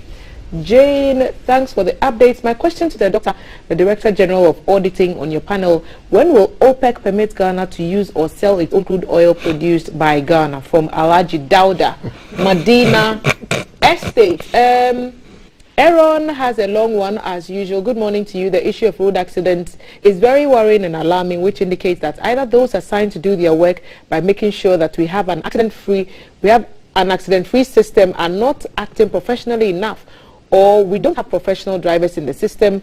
Whether our drivers are drug addicts, i.e. alcoholism, poor road network in the system, i.e. small road size, these are factors that are worrying and very disturbing, which mostly lead to road accidents in the system. Aaron Babako Kokomisa sent us that from Latte Biokoshi. That's a lot. Think big, trust yourself. Thank you for sending that to us. Nana Kojo is joining and he says, I hope Chief of Staff should come out and clear the air for all of us Ghanaians to know the gospel truth. E-levy, you're not asking anything, but those are your thoughts. Fuel has risen to the point it is affecting Gobe, Gary and beans. Now no more 2 cedis but 4 cedis, not to talk of cocoa, macaroni, leaves. In total, summing up to 10 cedis. Why? I can't eat my Gobe in peace. That's what you are saying to us. Good morning to you as well. Alhaji is back again. My second question, how much does Ghana government make from all the taxes on fuel in a year? Since petrol tankers take 90 days to pay for fuel they collect from government. So my questions are coming for you. Dr. Asai, please get ready. This is 20-mark questions. 20 okay. And this is a long one. I'm going to try and get through it. Good morning, Mr. Day. This government always blames incompetence on unfortunate situations from COVID to Russian war. Let's not forget that Ghana is the next exporter of crude. If the prices of crude increases on the world market, we get windfalls. We benefit than other countries like US that import more than they export. Talking about all these, let's ask one honest question. Where is Dr. Baumia? This man disappears when needed and appears in his own time. Do something and disappears again. This government has lost focus. We have nothing. They have nothing to offer anymore. Their incompetence is mind-blowing. Mazi Odogu Putin is saying this from Kofodia. Reiteration once again that comments made do not reflect the opinions of GBC. This one says, the salaries of our topmost executives must be cut down to ease off the burden of the nation. I can't read my tree very well, so I'll get to it, Frank, and I'll let you know how I analyzed that comment. The fuel and the economy hashtag GTV breakfast. The world is going hard and harder with potential wars after COVID-19. The government must support GTV more to always bring these two panelists to help the politicians by way of educating Ghanaians. This hard situation means we need more tax for development. Mr. Ampoma is saying that. More messages coming in. T.E. Mensa. Did I hear? Oh, there's quite a few, so I'll just start with the latest one. Did I hear Dr. Ekosai saying fuel prices should not be used for politics? Was he in this country when NPP was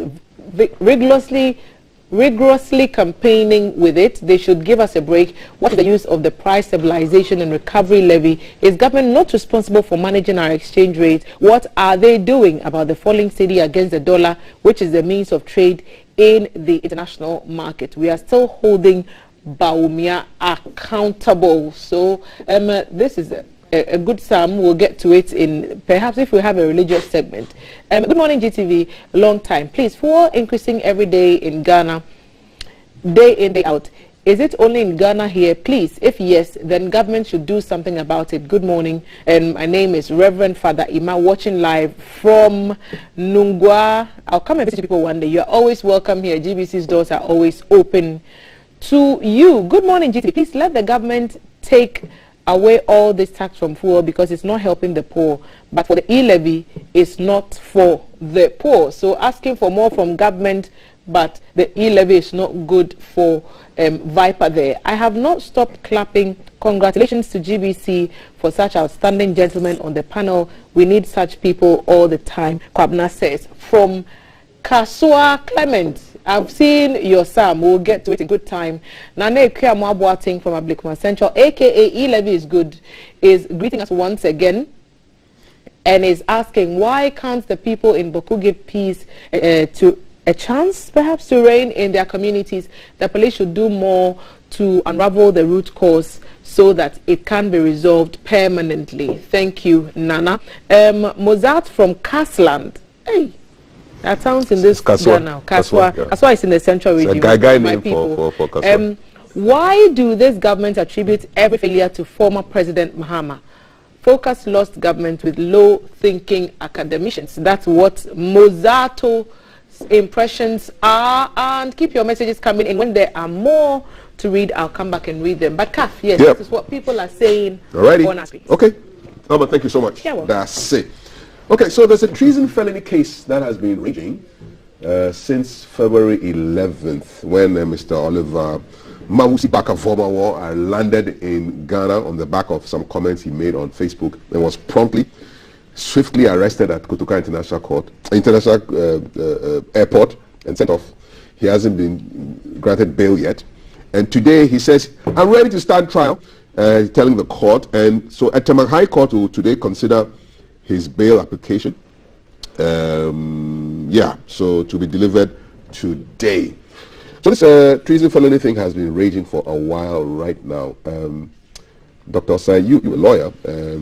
So what are the legal implications of this particular? Why have they not given him bail? Is it a bailable offense? No, at the moment, because of the Martin Pebu's case that the Supreme Court ruled, now all offenses are bailable. Even murder? Even murder is bailable. So it will depend on the circumstances. So it is bailable. So all offenses are bailable now because of the Martin Pebu case.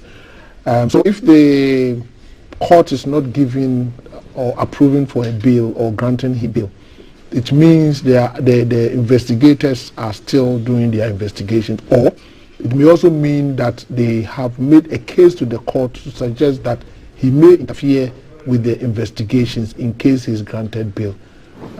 Whatever reason they give, it is within the power of the judge to decide to give bail or not. There's a fear that he may escape through some unauthorized route. Can't we just tag him electronically? So wherever you're going, we have a signal. That's against his right. You know, he also has a right. But in other countries, when they want to monitor a movement, human right. He has a right. He's at the moment he's an accused. He's not been convicted or pronounced guilty. You know, so he has all his liberties under the Constitution, and he should be respected. His rights would have to be respected. But he's inside. That right has been taken away from him. It has not been taken away from him. I mean, he is in lawful custody because the court has not granted him bail. If his lawyers are able to make good case for him, and the prosecution is also, or prosecution decide not to oppose the bail application, or they relax the rules, or the fear that he interfere in the investigation processes are reduced, I'm very positive that the court will grant him bail. So let's see what happens when they go to court today. Okay, Professor Malton. I think there was something about it with respect to the bill. There was something about the sureties. There were questionable issues of the people he presented. Who are sureties? People who stand in for you. Stand in for them. In case you take off. Yes, okay. I think that issue cropped up. You see, surety comes in when the bail has been granted with condition. Okay. You know, when you are granted bail, maybe they say bail of 100,000 Ghana cedis with 2 sureties to be justified. Explain that. What does that mean? When they say Kafui has been bailed, 100,000 cedis with 2 sureties, what does that mean? Are people supposed to produce the 100,000? They are not supposed to. They are supposed. There's a 100,000 cedi on your head. In case you jump bail, they will pay that money to the government of Ghana. I jump bail meaning you escape. Yeah. You fail to make yourself available for trial. You have to pay that money. And is it those two sureties who pay that money? The two sureties to be justified, yeah, they are the ones to be held responsible. In a worst case scenario, they would be put in the dock and be tried. In the worst case scenario. As if what I did as if they did their case. Oh, wow. Oh, that's why if you are going to bail somebody, you have to be very careful. Because while the person jumps bail, they put you in there and try you. Is that fair? Why do they transfer somebody's... No, but why do you come into bail? You came in, you stood for the person that you produce the person any day, any time. Yeah. The court needs him to come for trial. So once the person jumps bail, you are the next person to be grabbed, and they will subject you to trial as if you had committed the offense. Not even as an accomplice? You can't be an accomplice. You can't. Why do you be an accomplice? You can't. You came in to bail the person. That's why people must understand the concept of bailing. You're not supposed to pay money for bail, but they will give you maybe 100,000 to sureties to be justified. In case he jumps bail, the two sureties will pay the money, and in the worst case scenario, you stand trial, and they can even jail you. If that offense is supposed to attract a jail term of 15 years, they will jail you 15 years. Yes. So you don't just get up and go and then bail for somebody. No, apply for bail, stand in as a surety. You have to know the person. That's why the court is always very careful about who comes into bail. Because they want to be convinced beyond reasonable doubt that you produce the person to stand trial. So, by way of public education, people must be careful about who they stand in as surety for by way of bail. You don't just get up and go and bail anybody. Because once the person jumps bail, you are the next person to be put in the dock, and they will try you as if you committed offense. I'm really curious. Has this happened to you before? I mean, you went and went and granted bail, stood in as a surety for somebody, and then the person just disappeared. I just want to know. Right? It will be a terrifying thing, you know. They will come for you. Oh, definitely. They will chase you as if you committed the crime. Wallahi. The court will give police the order to bring you, and the next day they have to bring you to the court. I mean, that's how it works. I'm surprised people don't know this. That's how it works. So you don't just get up and go and say that I've come. I want to stand as a surety for the person to be granted bail. Fine, but just know the risk you are taking. Yeah. Volo says he's ready to stand trial. There's a picture of him in a pinstripe suit, smiling really broadly with a diastema for the world to see. Page 17, today's Ghanaian Times. I read a little bit of that. I get a comment from Professor Mautor. He says, so he's been charged with provisional treason felony, told the Tema High Court that he's in good health, ready to stand trial. And that's when the judge, Daniel Mensah, asked of his well-being. He was taken ill last week and treated at the police hospital in Accra. His counsel is led by Mr. Akoto Ampao. And so they were in court to move a bail application for counsel for the accused, who is the lead convener of the Fix the Country movement. Okay, so he was arrested on the 11th of February 2022 for a post he allegedly posted on a social media platform on February 9th that he would stage a coup should the e-levy bill be passed by Parliament. And the police said his post contained a clear statement of intent with a possible will to execute a coup in his declaration of intent to subvert the Constitution of the Republic of Ghana. A lot of words, but I guess it's law. And so basically today, so what would that process go? So will his lawyers apply for bail again? They repeat their bail application this morning. And then when they repeat the bail application, the prosecutor would also get up and then either oppose or say that they are not in a position. In this case, who is the prosecutor? The prosecutor is the state AG, Attorney General, or his representative. Okay. So that's how it will go. So if the prosecutor decides not to oppose the bail application, then that's it. If the prosecutor opposes the bail application, then he will argue out the reason or the rationale for his opposition. Then the judge would make a ruling on it. Why isn't the case in court yet? Why are we still talking bail? We're talking about bail because they are still doing investigations. They are gathering the relevant required evidence to support prosecution. Because when it comes to treason felony, the issue of intent, the will, and the ability to carry out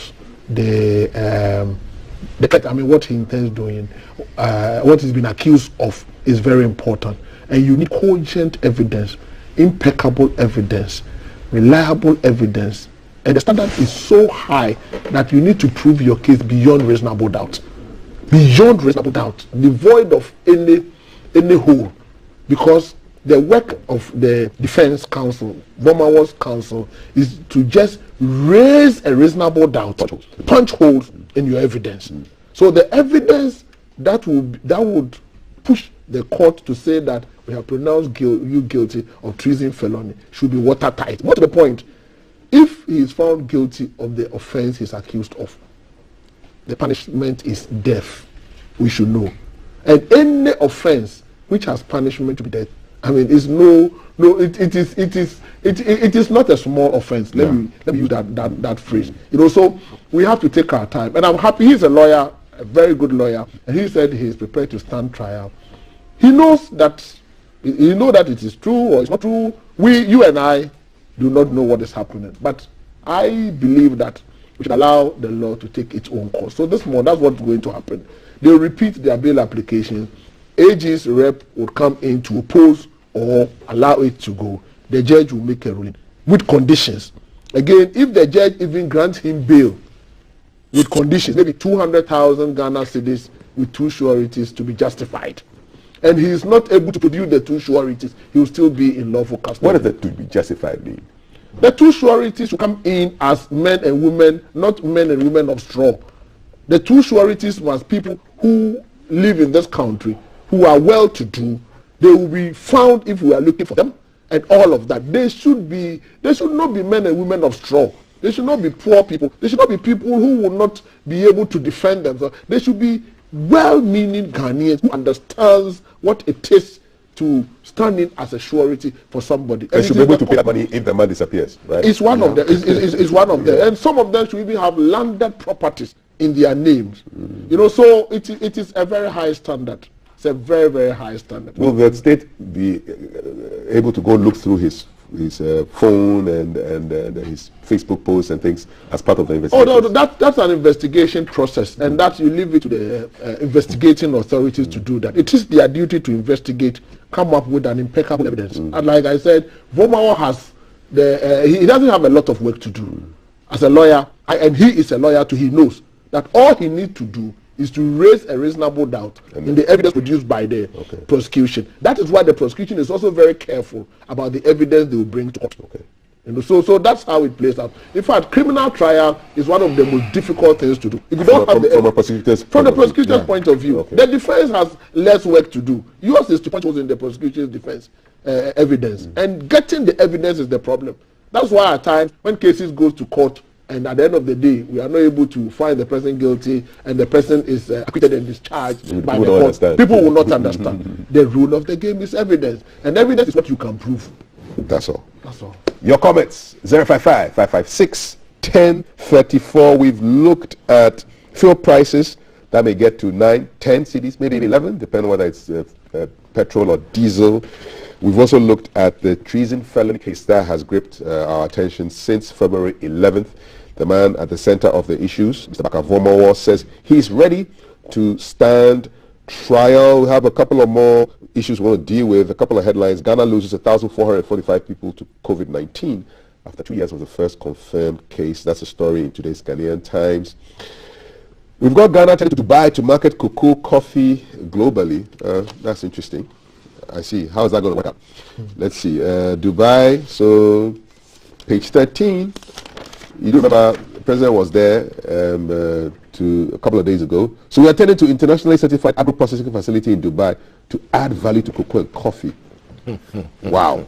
So Ghana can rake in over $10 billion compared to the current $2.5 billion and for the raw commodity export. The Dubai Agri Commodities of the United Arab Emirates, they have a US certification, and so and I'm thinking, why don't we just do this thing here? Come on, why are we taking this our cocoa and coffee to Dubai? Coffee. It's unfortunate when it comes to good succession plans of our forefathers. We don't really take it serious, especially the continuous development of our trade fair system, where we really present our locally, produced products, and as well as traditional products to the whole world. Look, do you know the amount of money Dubai is going to make? They are going to rake in income within this period of their trade fair.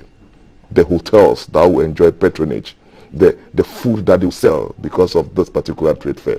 And I think we should acknowledge and admit that, you see, we are failed when it comes to selling ourselves as Ghana. Look, you sell yourself by attracting people to your country. The Chinese government or the Chinese companies have their own trade fair, annual trade fair, where people go in there to not just to buy Chinese goods, but to also know the Chinese culture.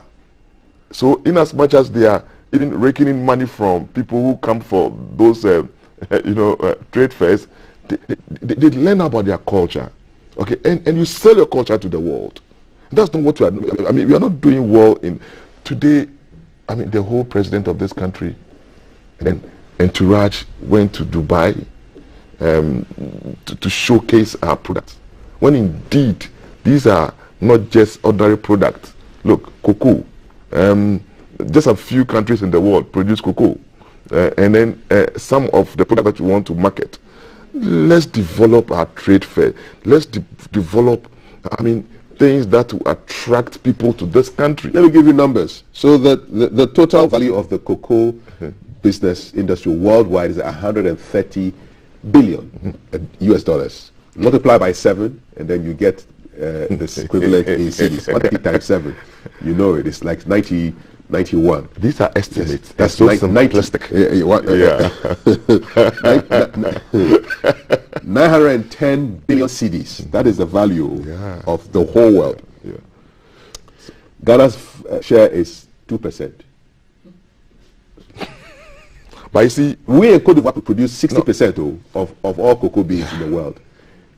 The entire industry is worth $130 billion. Our share is only 2.5 billion, which is just under 2%. Yeah, but it's so, as I say, it's so simplistic. Okay, the other side of the coin is that the employment it creates to the people, those ones will not be captured in here. These are the direct incomes estimate that is being given here. But the most important thing, my argument is that, look, let's develop a very strong, market where people will also indeed plan and come to this country, know about our products, enjoy our culture, and then spend money in our hotels. Spend money. Bring in foreign currencies here. That is where we don't do well. It's like COVID is over and Dubai brought the whole world to their place. Dubai is now a center for even training. Yeah. We have Ghanaian companies offering trainings for government officials in Dubai. Yep, that's it. When we have several good hotels. There was a day I went for this program and we asked the question, which country do you want to go? None of the people, all Ghanaians, none of the people said they want to go to Ghana because they live in Ghana. Then I ask, how many of you have visited the entire country, all the regions? Look, there are very, very good investments in some other areas, but patronage is so low. Can you imagine a very good hotel around waterfall? And then look at the stretch from the main road to the waterfall. If these are investment destinations that people can even go and enjoy, dog can spend the weekend with the family watching hippopotamus. I'm telling you, these are things that we should be selling. People don't know. People don't know. We should be selling. Dubai, China takes advantage of this and they sell their product. I think it's time our authorities have to take a second look at raking money from tourism. Very, very important, as well as selling our product within. Let people come in here. Yes, domestic. Let's make our trade fairs more attractive. Yep. Okay, even in West Africa, we don't seem to even dominate. Yeah, let's make it attractive. Yeah. All right, Doc, quick comment from you on this before I get the messages to wrap up our segment today. Yes, I think we should do well to add more value to our products. That's basically the problem, and I don't know what is happening because we have cocoa processing in the company in Ghana. Empower them. And I tell you, Ghanaian chocolate is on high demand. Yeah. I don't know why we are not marketing it.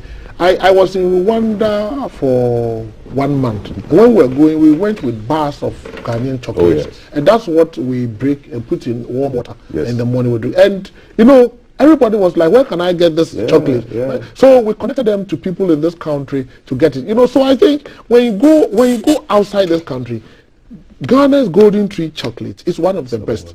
But why are we not expanding that industry and then marketing it? Because if the estimated cocoa trading value in the world, 130 billion, and we have only 2%.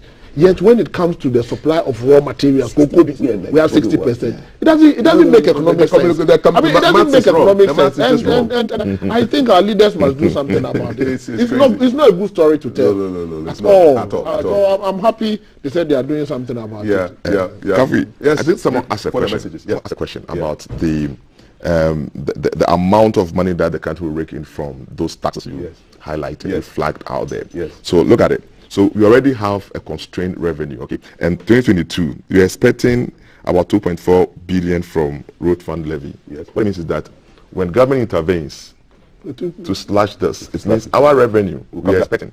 Are you okay? Even the 100 billion minus the e-levy will also be slashed down by 2.4 billion Ghana cedis.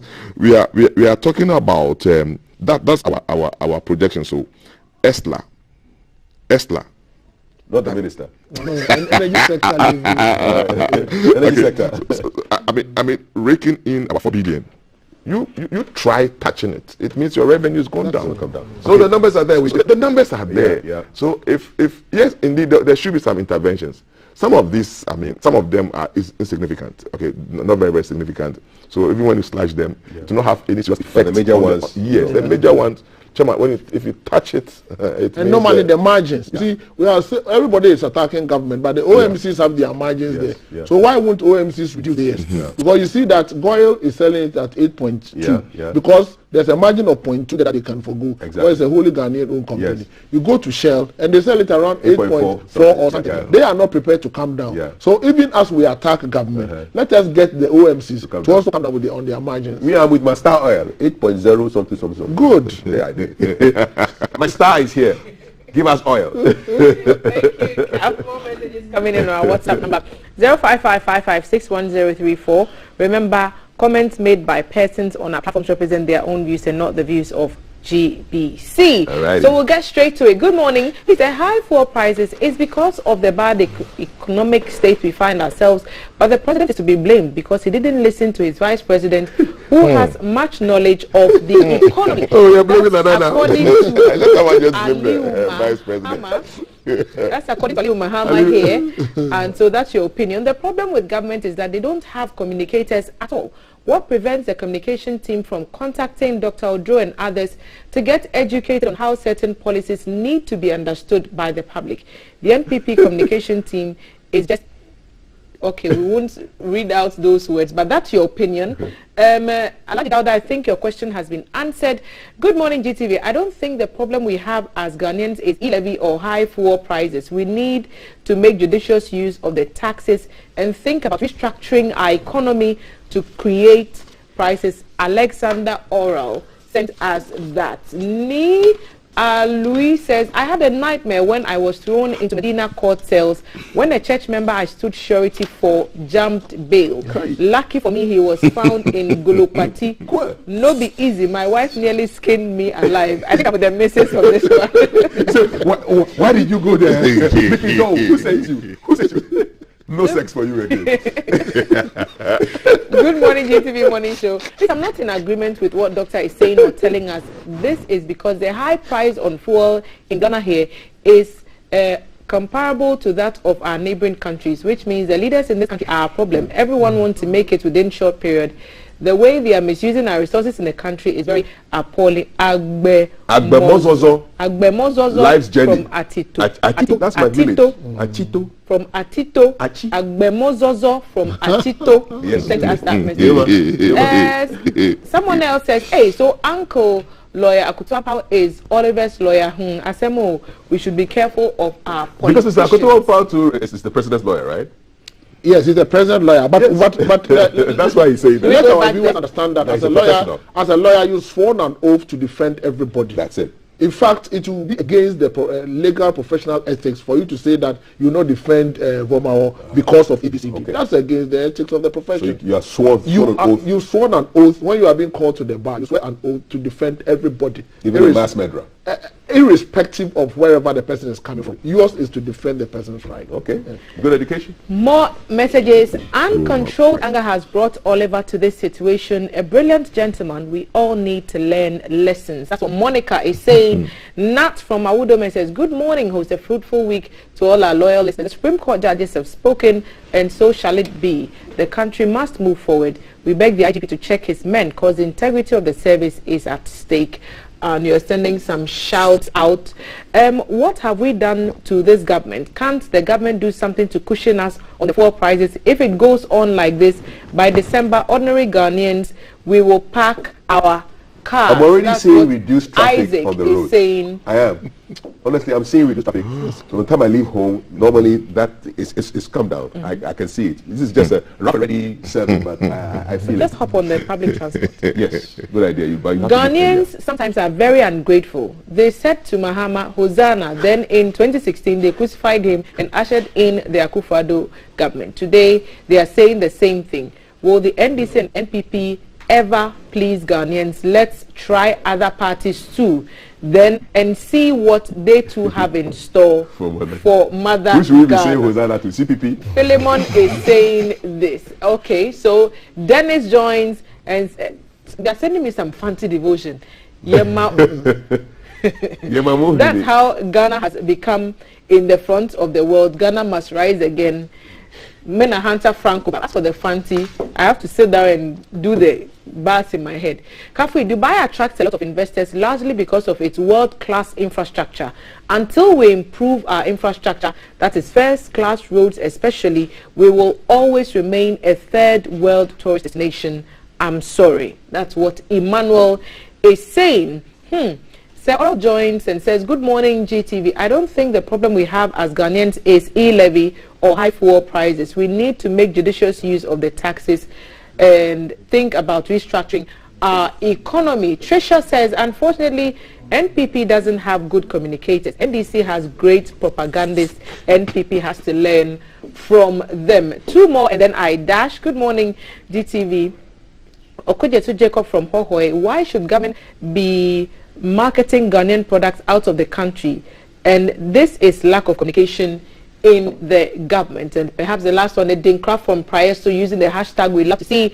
CAF and team, you have done pretty well with the Heritage Month. Please tell your visuals team to use current pictures. They always do. They always do. So Dinkra, thank you for the little advice. We'll take that in good faith. Thank you for sending your messages across. Like we said, comments are the opinions of those who send them to us and not that of GBC. So I'll hand over back to CAF. Alrighty. The doc and the prof. Okay, we've got a conversation on the Supreme Court verdict on parliamentary quorum and matters arising coming up in a short while with Mr. Alexander Afenyomark, a member of Parliament for the good people of the Futu and Deputy Majority Leader. He sits down with Thelma in a short while. I want to end with some proverbs. Teach me another proverb, Dr. Osai. A tree proverb. Oh, you don't want a Ga proverb? Give me a Ga proverb. A Ga proverb will tell you, Fano bule no shabo. Fano bule no shabo. No shabo. Yes. Which means? Which means that a river or a lake that you don't respect is the one that can drown you. Thank you. Hani okolia and show me. Hani okolia and show me. What does that mean? Let it speak. Oh, okay. I want to end with a tree proverb that I started the show with. Who can remind you of that proverb that I started the show with? No. I started with the one about twins. I want to say, yeah. No, please tell me. What is it? Careful.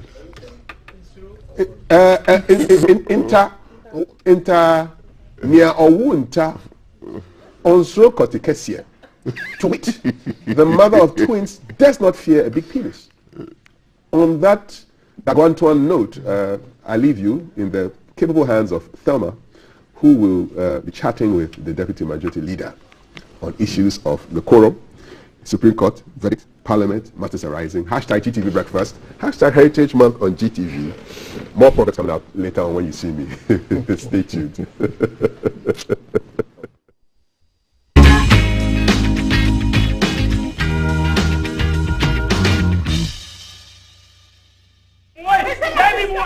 Hey, tell me, wait. Stand here.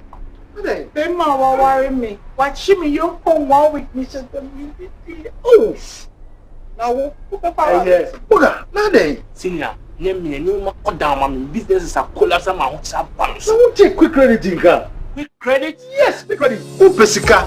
Eddie Astatia, you may be. Who here be seen Eddie Atru, Udium. We are government and a private worker.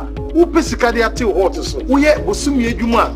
Who here Sicadia be beat by so quick credit, be more room, and what you are in Kakaka. Now, a legist some Cassian say, a collateral free loaner, Susu, savings, account opening, and a depositor, same bill. Here and say, who Ghana card 2022 year, 1 year Juma, now one. Who need excuse here? Press quick credit to 03022 00390 and 05969 20833. But still not quick credit.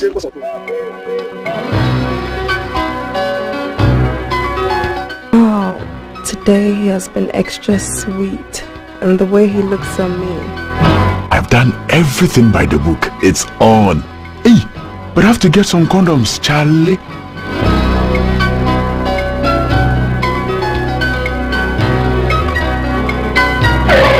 Using a condom will protect you and your partner from HIV, STIs, and unplanned pregnancy. Condoms are an effective way for protection against HIV infection. Don't take risks. Use a condom every time.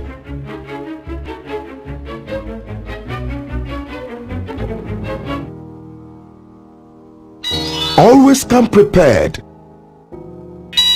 This advert is brought to you by the Ghana AIDS Commission and Ghana Health Service.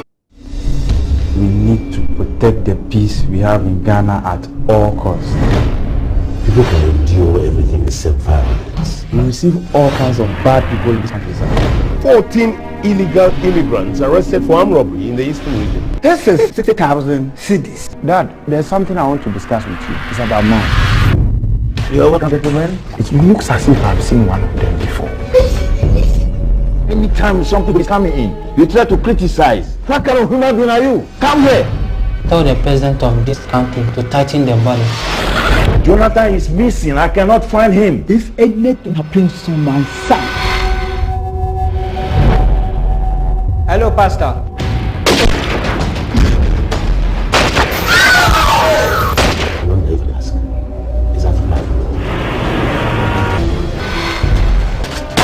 Hey, what?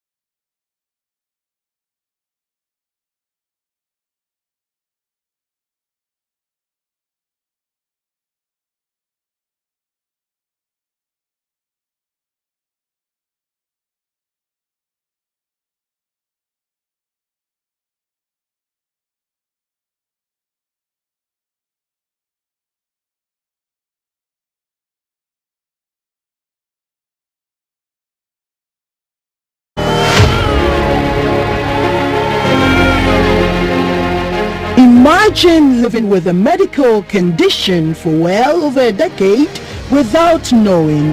But I didn't know the reason why I was taking the drugs. Still remains a public health threat in Ghana. That is very evil.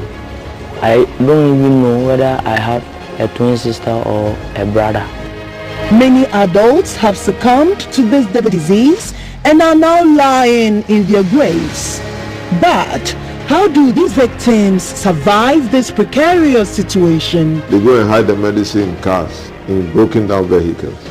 It's something that is very important because it gives information to the child. Fear, anguish, anxiety, and the agony of not knowing when the full strike.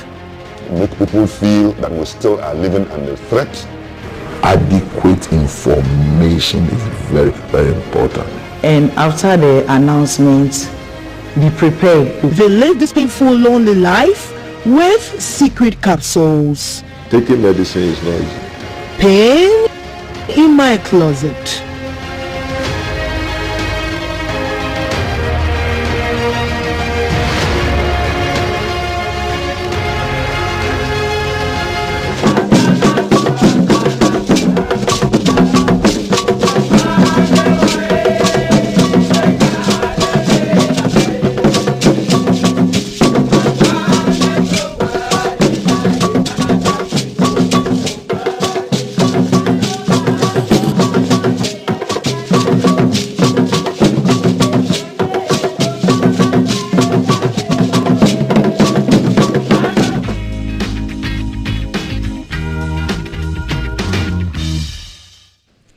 Thanks for staying on. It's still breakfast on GTV, made possible by Awake Purified Water and Adonko Next Level Energy Drink. Thanks also to Rich Cultural for helping us put our outfits together for this Heritage Month on GTV Breakfast. We say a big thank you to our sponsors.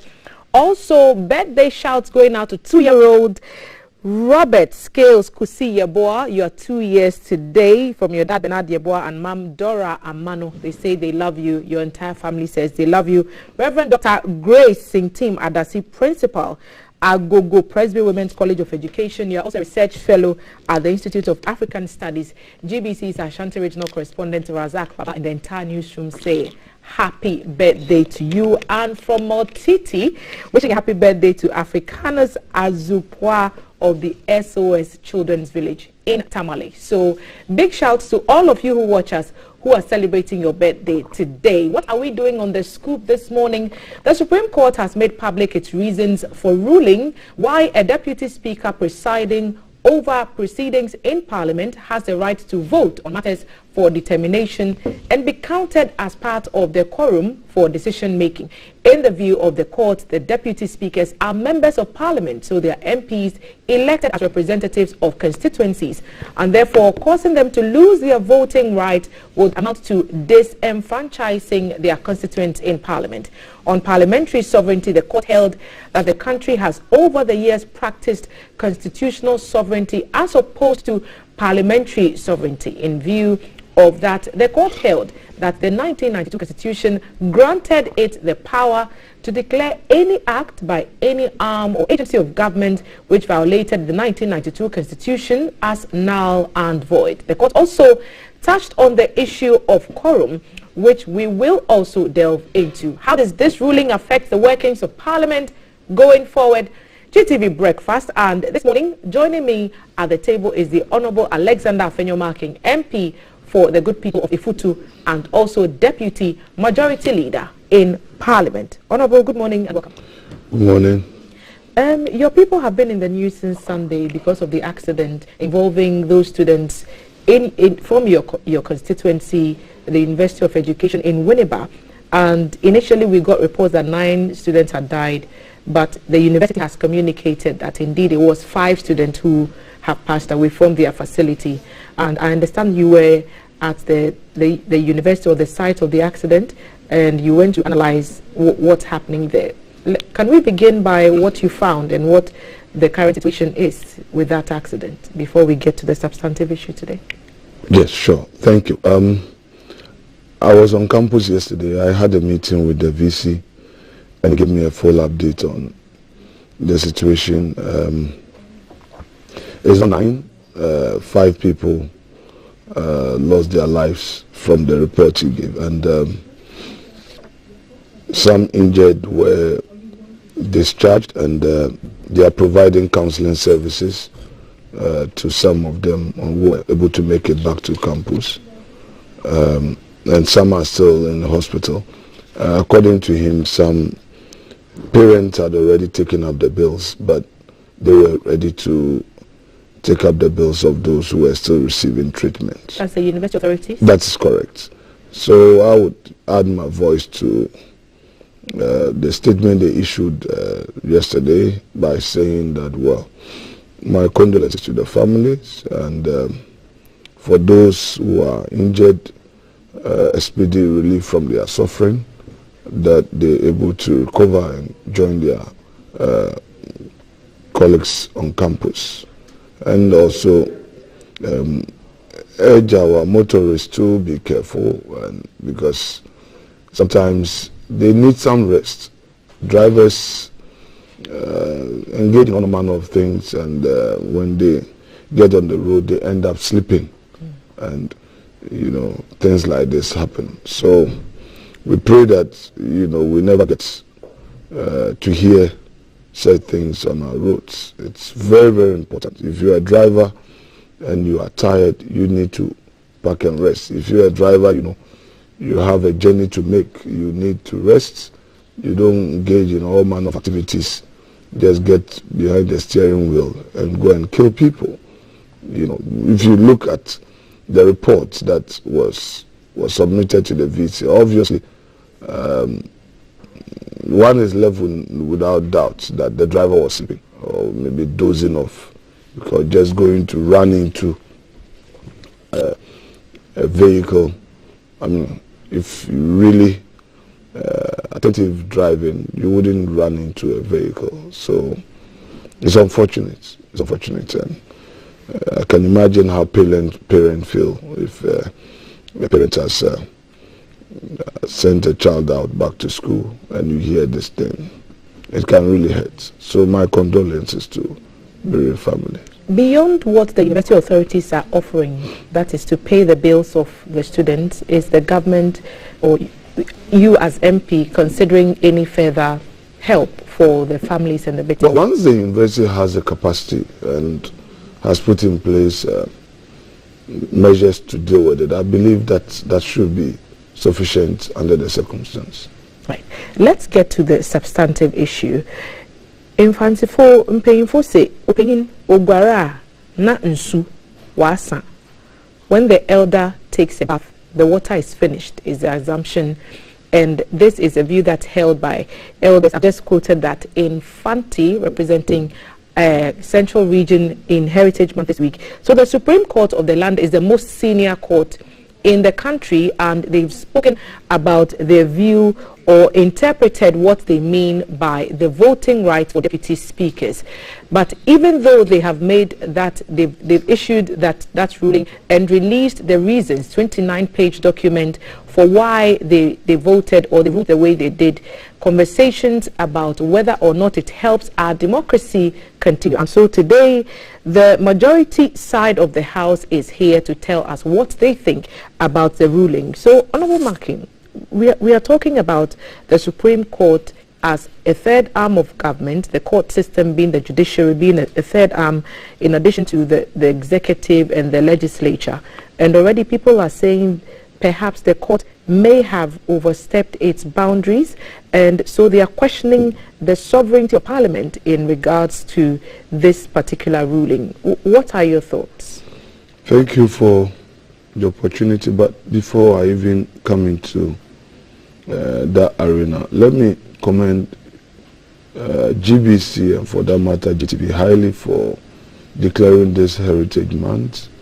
Our heritage, our culture is all we have. That is our source of pride.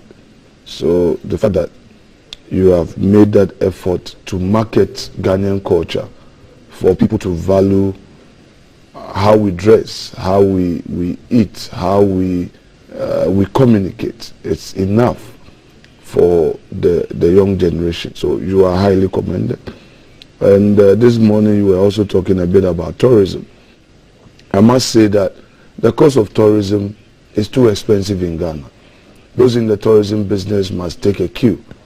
Our hotels, people are coming up with very beautiful ideas, tourist sites, people are having facilities, ecotourism facilities in Ghana are just too expensive.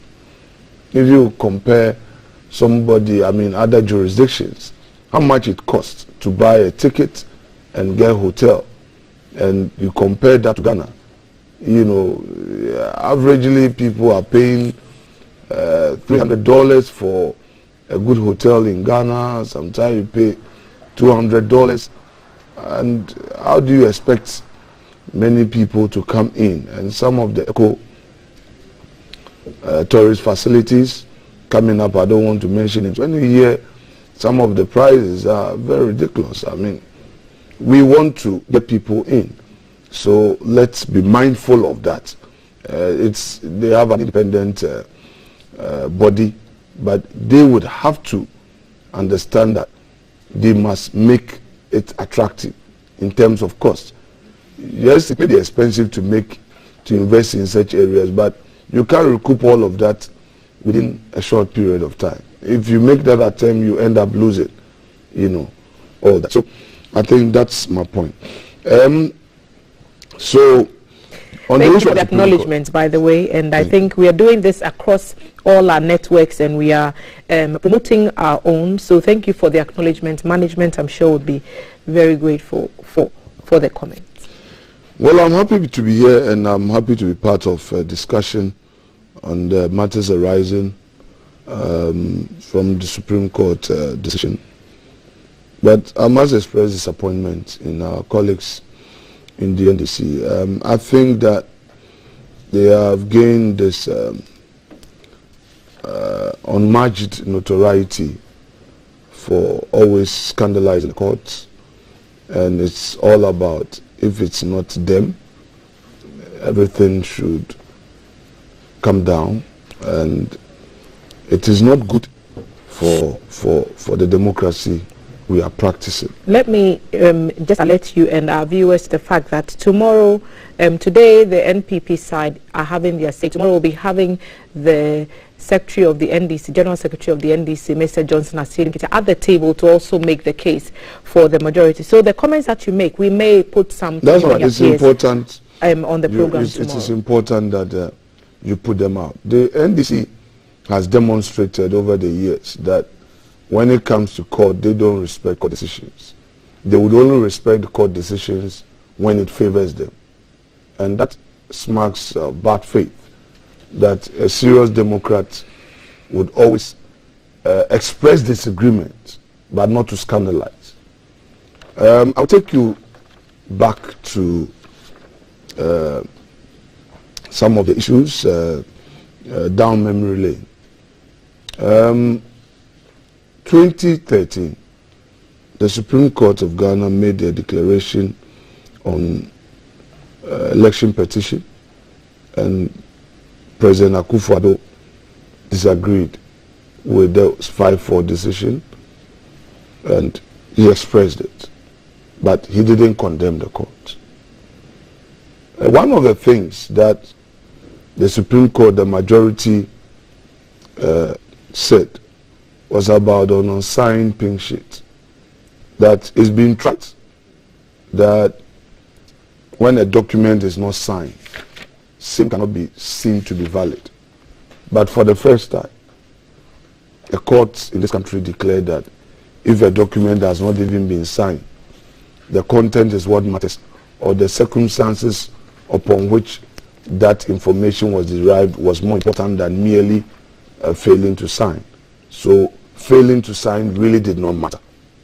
And because it favored the NDC, they were all happy applauding the Supreme Court.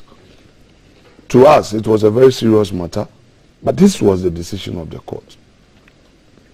Let's come back to, come again to 2015. Around 2014, we, the MPP, realized that the internal elections of the NDC had a lot of public servants participating. So those views of ours inspired a Ghanaian citizen to go to court. And I represented that Ghanaian citizen, Kojoga Adra. We litigated at the Supreme Court for a year. And eventually, in July 2015, the Supreme Court made a determination. What was the contention? The contention was that just opposing Article 55(8) and 94(3)(b), a public servant cannot hold a party card, be elected as a party executive, because that person is prohibited by 94(3)(b). We were making an argument of parity of reasoning. If you go to Article 94(3)(b), certain category of public servants or civil servants or certain public office holders have been prohibited. 94(3)(b). So our argument was that if somebody works, for instance, at Ministry of Information, somebody works at Information Service Department, that person has been prohibited. But somebody at GBC has not been stated. So we are arguing that an official of GBC is a public servant and that the court should include that officer also, so that that officer cannot hold a party card and, for that matter, participate in internal party elections. The Supreme Court was very clear that that argument of parity of reasoning does not suffice, and that if the framers of the Constitution had intended to include all those people, they would have said so. And on this occasion, it was about the election of Ghana Highway Authority staff in Winneba, who was contesting for NDC constituency chairman, Pani Lamte. And there was another lady from GS Swedro who was contesting as NDC secretary. And I felt that, it was widespread all over the country. So I used the Futu case, to the Supreme Court. The Supreme Court made a distinction and they were happy. Now, if today you now come and tell us, and by the way, it was Dr. Yeni, who was the Deputy Attorney General at the time, and made a strong case for the state that, look, Ghana Highway Authority is not part of those institutions listed. So my argument was that, come on, somebody works at Ministry of Roads and Transport, Ministry of Roads. Somebody could be seconded to the Ministry of Roads. Why prohibit Ministry of Roads staff, say you are a civil servant, but if you work at Ghana Highway Authority, you can go and be the regional chairman of NDC. Same way, you are at Ministry of Education, you are prohibited. But if you are at GS, the law says that you have not been listed under 94(3)(b). For the avoidance of doubt, let me read the 94(3)(b).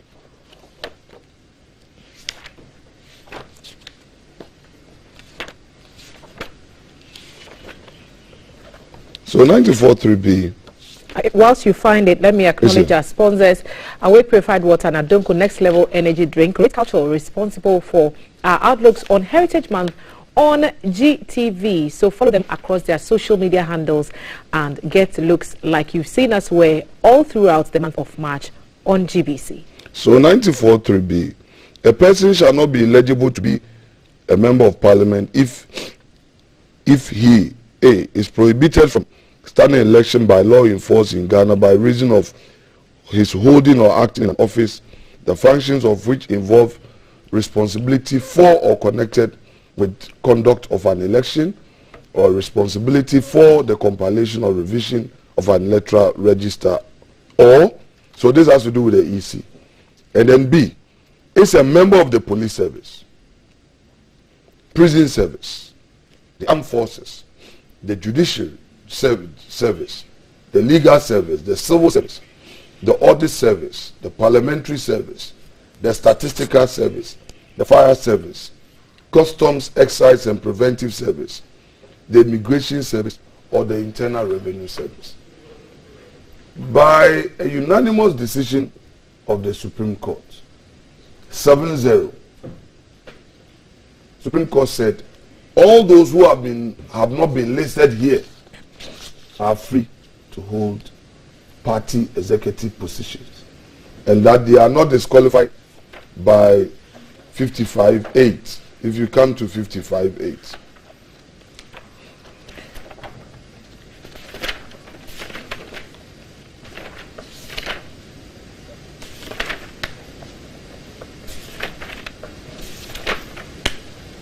Right, so 55(8), political party. A political party shall not have a founding member or a leader or a member of its executive, a person who is not qualified to be elected as a member of parliament or to hold any other public office. So you just suppose that against the earlier provision that I relied on. So by the reasoning of the Supreme Court, those who had not been listed or been prohibited could contest for party positions. So what at all is the argument of the NDC? The gentleman who went to court, inspired by his party members, inspired by the argument of his party. By the way, he's an NDC activist. He's been at the table and he didn't tell us. No, but he didn't deny. Let's be fair with the facts. I mean, sometimes why the dishonesty? He is an NDC activist. Simplicity. Let's not, necessarily debate this matter. Because all his contention, he was saying that our decision to approve the budget was unconstitutional and all that. It was all the argument that the NDC made on the deputy speaker not having the right to vote. And so that, in your opinion, makes him NDC? Not my opinion, he is. It's not a matter of my opinion. Okay. He didn't deny not being an NDC member. He told us that no one has financed him but to that's take this about matter financing. to court. Yes, but of course, you don't need to be... So I can only speak to what he told us. Very well, but he has not said he's not an NDC member. It's a notorious fact. So let's move on from there. I'm saying that they took this position in 2014 and the court granted them that relief that no, you cannot add to those that have been prohibited. This was the argument, and I'm waiting for a day to debate Dr. Ayeni on this matter and ask him whether his party people have been consulting him on this position. I have his legal submissions. Are the NDC party members, MPs, making all the attacks, attacking the Supreme Court? Have they read what Dr. Ayeni wrote on Article 94.3b? So now today the argument is that, yes, Article 104, the deputy speaker has not been mentioned. It is the speaker who has been prohibited. It is the speaker that the Constitution is saying has neither a voting right, as in original voting right, nor a casting vote. And they are making the argument that by parity of reasoning, a deputy speaker presiding must also be denied. That's all they are saying. So on that point, because you've raised that, yesterday on the headlines on GTV Breakfast, one of our panel members actually tried to explain what that means using another provision of the same 1992 Constitution, quoting from, I believe it was 294, 295, those articles thereabout. And it sort of explained that if you were acting in a certain capacity at a time, you are assumed to be the person in that capacity. So if you're acting as a deputy speaker, then at the time that you're acting, you are the speaker. Fortunately, that person is at the court. So that's not the case? I'm saying fortunately, that person is at the court. The court has made a pronouncement on how to construe a constitutional language. And the constitutional language has been construed to mean that that provision only affects the speaker. Please, let's pay attention to language here. The Professor Kwesi Prempeh has written, he's a constitutionalist, and he's also written on this ruling, and there's portions of it that he mentions what you are, that it is the Supreme Court that has the right to interpret. So until a matter is tested before the law, we cannot say, or it cannot be said that what is written is what it means, if that makes sense. See, so for the purpose of education, in the Constitution, anytime the Constitution wanted to refer to any other speaker other than Mr. Speaker, it used the Speaker. When it wanted to refer to a presiding officer, a member presiding, it used it, a member presiding. And then also went on to say a deputy speaker. So if you come to 95,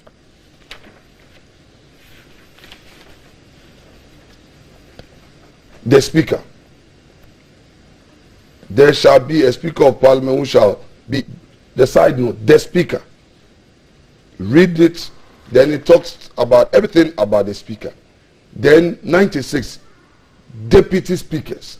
Now if you read 96.3, where the Constitution intends to rely on certain provisions in the preceding article to apply to the article under reference, it says so. And now let's say, read it. The provisions of clause 2 of article 95 of the Constitution shall apply in the case of a deputy speaker. So my point is, if the framers of the Constitution had intended to say that the speaker shall have neither an original nor a casting vote, and that provision would be applicable to the deputy speakers, the framers would have said so. Because if you come to 95 has to do with the speaker, and then you come to 96, and then the same Constitution is talking about clause 2 applicable in 96. So don't let us create some confusion when there is none. Because if the Constitution had intended to make certain provisions applicable, it would have stated so. And that is the language of the Constitution. Now, why would NDC be attacking the courts? If they had limited themselves to merely disagreeing and say, oh, well, we think that this is a position we take and order. But may I suggest some of the reasons that we've heard around media circles as you're here, so that you can help us get clarity. So one of the arguments is that it's against Parliament's own rules, the ruling.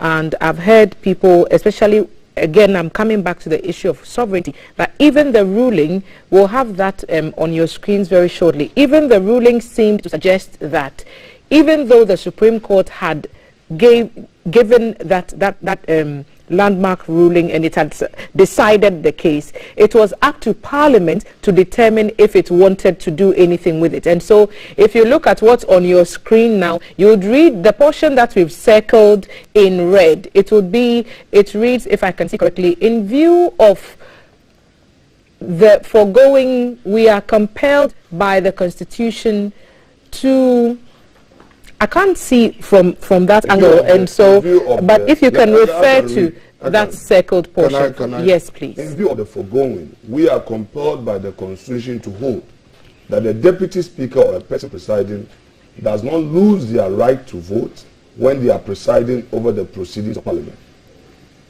Yes.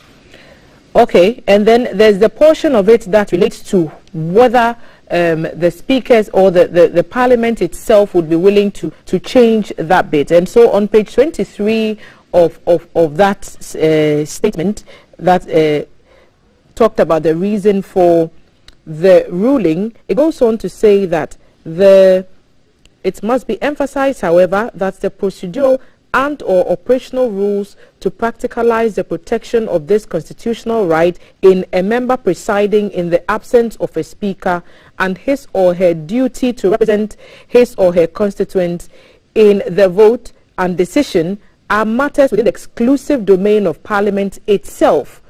Parliament may achieve this by amending its own orders or adopting parliamentary practices to give effect to this constitutional imperative. So this is the portion of the ruling that I'm referring to, that even the Supreme Court is saying it is up to Parliament to decide how it wants to handle this. And so hence people's, perhaps the agitation that the Supreme Court was out of line. You see, the political doctrine argument was well acknowledged by the Supreme Court.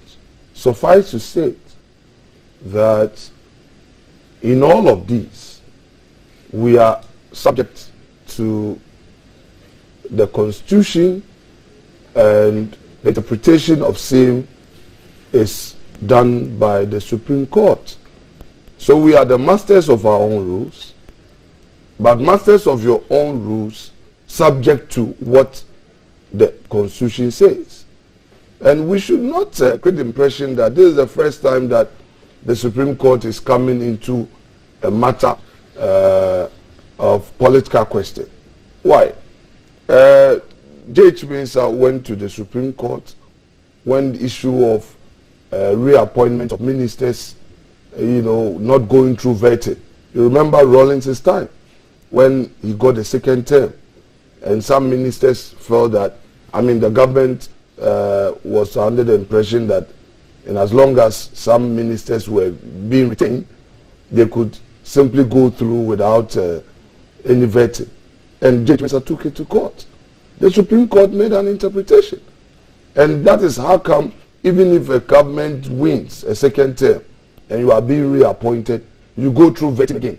So that aspect of the provision, where you, the nominee, is subjected to parliamentary scrutiny, again was re-echoed by the Supreme Court that yes, that vetting is over, there's a new government, so it's not new. Now again, Esebe Yeboah, Dr. Mark Esebe Yeboah, on car power. You remember, the car power never came to Parliament. And the contention of the minority was that to the extent that government of Ghana was providing the residual guarantee, taking ultimate responsibility, though the agreement was being entered into by ECG, same should be construed to mean an agreement between government of Ghana and car power. Therefore, 1815 should be triggered. The same Supreme Court told us no. Yes, we can see that government of Ghana is issuing a residual guarantee. Yes, we can see that government of Ghana takes ultimate responsibility by way of liability and all that if ECG fails to pay. But we have also noticed that ECG through its board passed a resolution to take a decision, and that the agreement is between ECG and Kapawa. You see, my dear sister, let us be consistent and be consistent with the principles we believe in. But even with consistency, the ruling itself is saying that Parliament reserved the right to make those changes. To the extent that those rights you reserve will be within the confines of the Constitution. Like I'm saying, the political doctrine argument being put out, the Supreme Court will not be coming in to be determined for you what you already have the right to do. Like you are by regulation to determine how your practice, your procedures are supposed to be conducted. That is fair enough. But you are supposed to be mindful of the fact that once you do that, you don't go outside of your limitations placed on you by the Constitution. That's all that the Supreme Court is saying. And we all know that. And it's not the first time. And that is why I want, when Mr. Sedun Ketia comes here, pin him to the earlier decisions that they themselves supported under Kojo Gadra. Pin him under the earlier decisions that they themselves supported under the Supreme Court decision on Akufo-Addo, Jacob Echebilamte and Bawumia in the election petition. Pin Asedun Ketia on the issue of car power. Is it not the same argument? Ask him questions. Talk to him about the law. Where is their consistency? Where is the principle? I wish you would even invite Dr. Dominic Ayeni to join. Talk to the NDC lawyers, the serious ones, those who are courtroom practitioners. Let us have a serious debate on this matter and stop creating confusion and letting people lose faith in our democracy and our courts. So we've read the judgment of the court, and the matter was as to whether or not this was a constitutional democracy or a parliamentary democracy. It also but it's obvious Ghana is not a parliamentary democracy. It's a constitutional democracy, and the sovereignty, squarely, lies in the constitution. Parliament is not sovereign. We know that as a matter of fact. Don't let us confuse our students because of political expediency. In this country, we have the supremacy of the constitution. We don't have supremacy of parliament. It must be emphasized so that those who are creating political mischief would understand. And for those who are preparing to beat up the deputy speaker in parliament, they can go ahead and do so. People are preparing. Well, for those, some people have been issuing public statements. They would not respect the court decision. They would go ahead and prevent him. It's up to them. We are watching. One of the arguments, and like I said, I'm suggesting to you some of the arguments that in the media circles, is that the Supreme Court made this call purely on political lines, and so there's a general assertion, or there's some assertions in the public space that the court always rules with the ruling government. Do you see that to be the case in this matter? I found the position by my respected colleague Harun Edrusu most unfortunate when he said that the Supreme Court was using the ruling to support e-levy and all that. I found that to be very unfortunate. It shouldn't have come from him, and some way, somehow, people are also feeding onto that. But truth be told, what was done by the Supreme Court is consistent with the position they've taken in past cases of similar nature. And I've just given you some of those instances. But do you think it adds to our democratic journey? Because we've seen the kind of things that we saw in Parliament in recent times, which have been widely condemned. Do you think it just puts us in a place where things will get better, or things will likely get worse? Well, Mr. Speaker himself admonished us to test the law.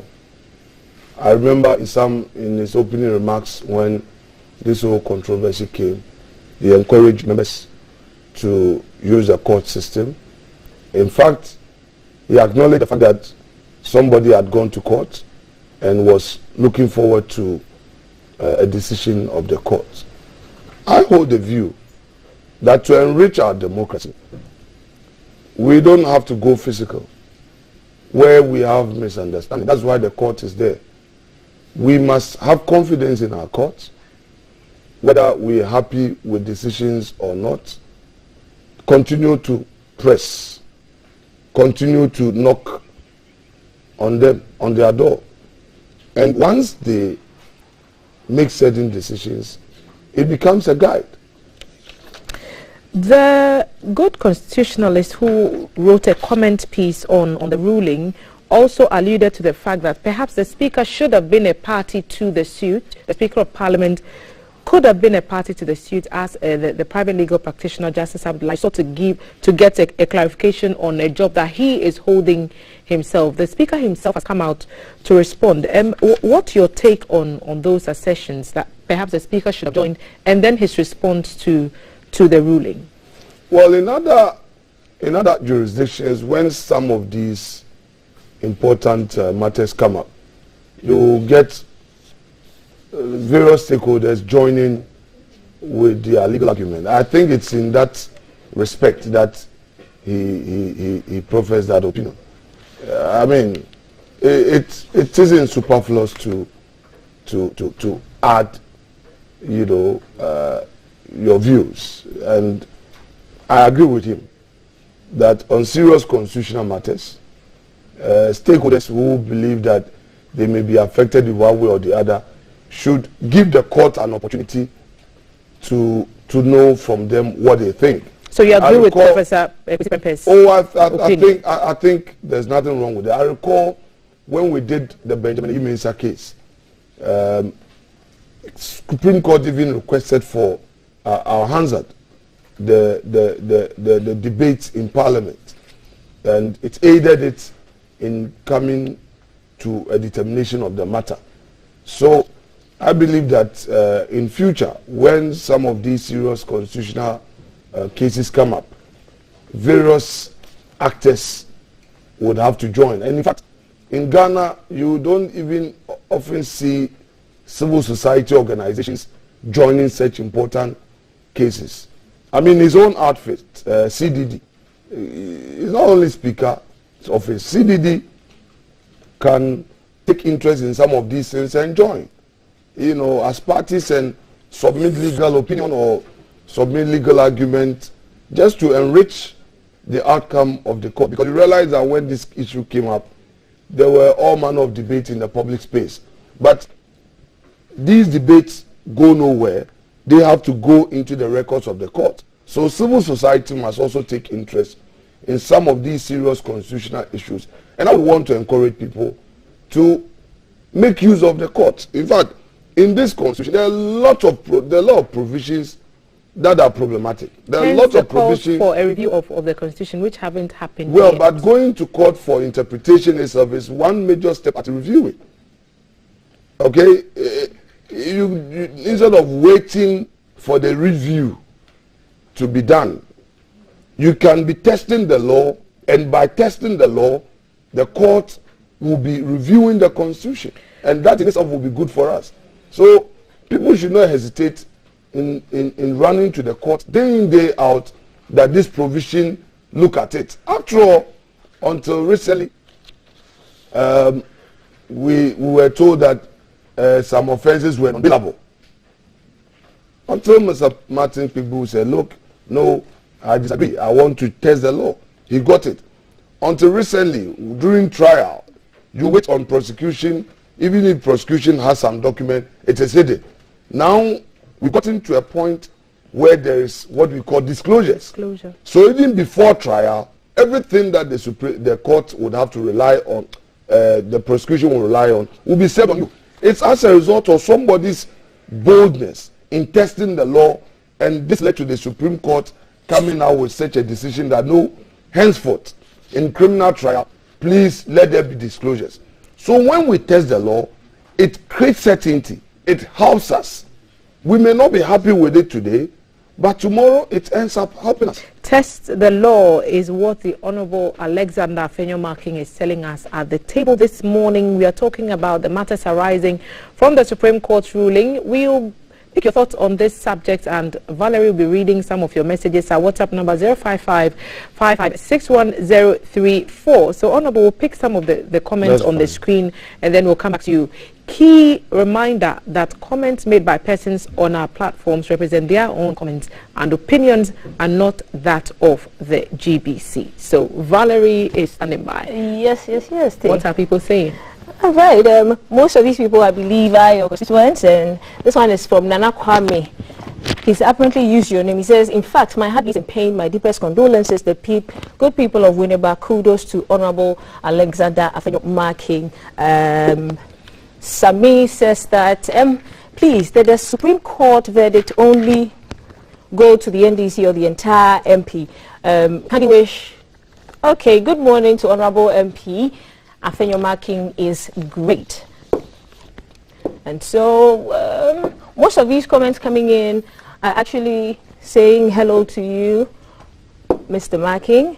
Then, good morning, GTV. Afenyo-Marking should not think that his lies are not seen by viewers. You should spare us. This is a great platform. This is Alaji Haruna from Ashaman. These are his comments there. And hi, GTV Breakfast. Until the EC chairman is brought back to the Supreme Court to answer questions about the 2020 elections, some of us will never trust in courts. And that's his view. Silas says it is time to stop disrespecting our Supreme Court politically. If Parliament knows that they are independent entity and they can solve their own problem in Parliament, why did they go to the Supreme Court for interpretation of the Constitution in the first place? Supreme Court was the best in the world when they ruled 2012 election petition in favor of the NDC, and now that the rule went against them, they are the worst in the world. Hypocrites. This is from Silas, and that's his view. Then good morning GTV. This is from Amos Azanu in the Central Region. Afeni Kings always surprises me in his understanding and analysis of the rule of law. The last paragraph on page 23 of the Supreme Court ruling defeated the MPP agenda and is out of line. I like Markins when it comes to developmental projects in his constituency, but disliked him. Come on. So yeah, those are the comments from Amos Azanu. Viper is still typing. And good morning, Sender. You do not tell us your name, and says, please, Honorable Afenyo is a great politician and he is on point. So NDC should respect the law. Tita from Shama. Good morning. The hashtag we love to see GTV breakfast in Ghana. The actions and inactions of MPs suggest they are in Parliament for their own interest. However, in principle, MPs represent constituencies and are accountable to them. If this is right, then common sense suggests that the Supreme Court judges were right in their ruling. The first duty of MPs, including deputy speakers, is to represent their constituencies. All other appointments come secondary.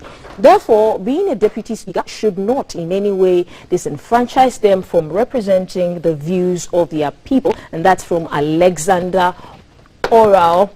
Then it says the NDC can't pick and choose decisions of the SC that suit them. Ghana first. And that's from Yao in Accra. Messages are still coming in, and says, please ask Honorable, when is the e-levy going to be reviewed again in Parliament? Then Okujeto says that the Supreme Court should be allowed to be in control, to be controlled by political parties. Mr. Afenyo Makins, kindly tell your government not to force the Supreme Court to do this kind of rule, because the good people of this country are much worried about what your government is doing. You did not send us your name. Then Ache Kwesi says, the way some leaders comment on issues tell us that they don't have logical reasoning to help Ghana.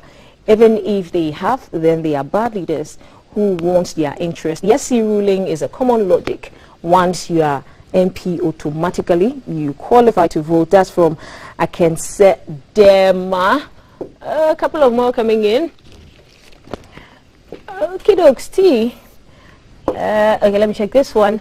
It says, Thelma, let's cast our mind back to some years ago before 2017. You barely hear the name of sensitive institutions like the EC, the Supreme Court, the Ghana Bar and Parliament news in this country. What happened? What has changed? Everything and every sector is being politicized. Section of Ghanaians even know the political affiliation of individuals in these institutions. How do you want people to trust what comes out from them? The trust in these institutions are gradually fading away. We, the ordinary citizens, are gradually understanding the winner takes it all politics being practiced now in this country. If things go well, we are all in. If it doesn't, we are all in. We'll all suffer together. Maybe not today, but soon. And that's Mazi Udugu Putin from Koforidia. Thank you. Yes. Thank you, Val, for those messages. And I'm sure when there is more and there's time, we will come back to read some more. Thank you so much, Valerie. Dressed as an Asokore Mampong Queen today on the show. We are continuing our conversation, about to wrap up actually, with the Honorable Alexander Afenyo MP for the good people of Efutu. So Simpafo won the waba akunyane do inne onye won rekasa afa Supreme Court in sema wakan fa deputy speakers voting right na nsema nkrofo akeka wo radio na TV do no yi ya no table no do anapay. We are still getting some answers from you, Honorable, and reading through the comments there, we get the impression that it's really very political. So depending on which side of the political line you're standing, if you're NDC, then you're likely to to not agree with the ruling, and if you're NPP, you tend to agree with the ruling. Does it hurt us? And I just want to know how we can sift through the issues devoid of the political lines that we are looking at it from. Can we do that? Well, let me thank your viewers for expressing their opinion. See that some people still write my name, add S. Coming markings, it's marking and not marking, so they must correct that. Anyway, yes, it's unfortunate some people would want to look at decisions with partisan lenses. And I must say, look at the history of such commentary. It all comes from the NDC. And tomorrow when the NDC rep comes, put that question to him. But some would say you're also doing the same. same. No, we've never. Look, from 92, when we did not have representation in Parliament, through to 97, and even in the recent past. Why did you hear of MPP attacking the Supreme Court on the Kojoga Adra case? I led the charge in court. The next day, Ghanaian Times published Afenyo Marking dismissed. Did you hear us attacking the Supreme Court on the Makisebe Yabwa case? I led the charge at the Supreme Court. So it should tell you. There's one obvious thing. As for our friends in the NDC, when they lose a case, their next strategy is to attack. And it's obvious. So if there is any partisan argument, I believe that Ghanaians should urge the NDC to respect institutions and stop always being petty and reading partisan meanings and all that. If you remember in 2009, when they came into office, their former national chairman, Dr. Kobneje, when they were losing cases in court, came out with there are so many ways to kill a cat. You remember? Because we are quickly running out of time. So I just want we want to face reality. We want to face the fact. And tomorrow, fortunately, a rep of theirs will come here. All we need is our democracy. Can you gently put it to them, if you want to be fair, and say that, Mr. Rep of NDC, the history of the political discourse is clear. Anytime you lose in court, you attack judges, true or false, and give them the evidence. It's there. When they had power and they were losing cases in court, they were attacking the judges. One of the reasons why the court ruled the way it did, or one of the reasons the court is telling us it ruled the way it did, was so that it will not disenfranchise. And I've already told you that what the court said a couple of days back is consistent with their earlier position on a similar matter. I want for emphasis to state that the position taken by the court, that a particular provision did not state that a deputy speaker is denied. And for that matter, if you deny that deputy speaker, because he is an elected member of parliament, you'll be disenfranchising his constituents. The constitution talked about the deputy speaker. If you read the constitution where it wants a particular clause to apply to another article, it says so. It is very simple. So they should not create that impression that some partisan decision has been made by the Supreme Court. The Supreme Court does not make determination on partisan lines. How do you then respond? They went to court, they were asked to bring evidence. When we were in court in 2013, we went with pink sheet. We went with every information needed by the court. A KPMG was appointed to audit the pink sheet and all the summary reports that we presented. When they went to court, they presented none of them. When their general secretary was asked, he said they did not have them available. Let us be fair. Do they want our democracy to work? NDC, do they want our democracy to work?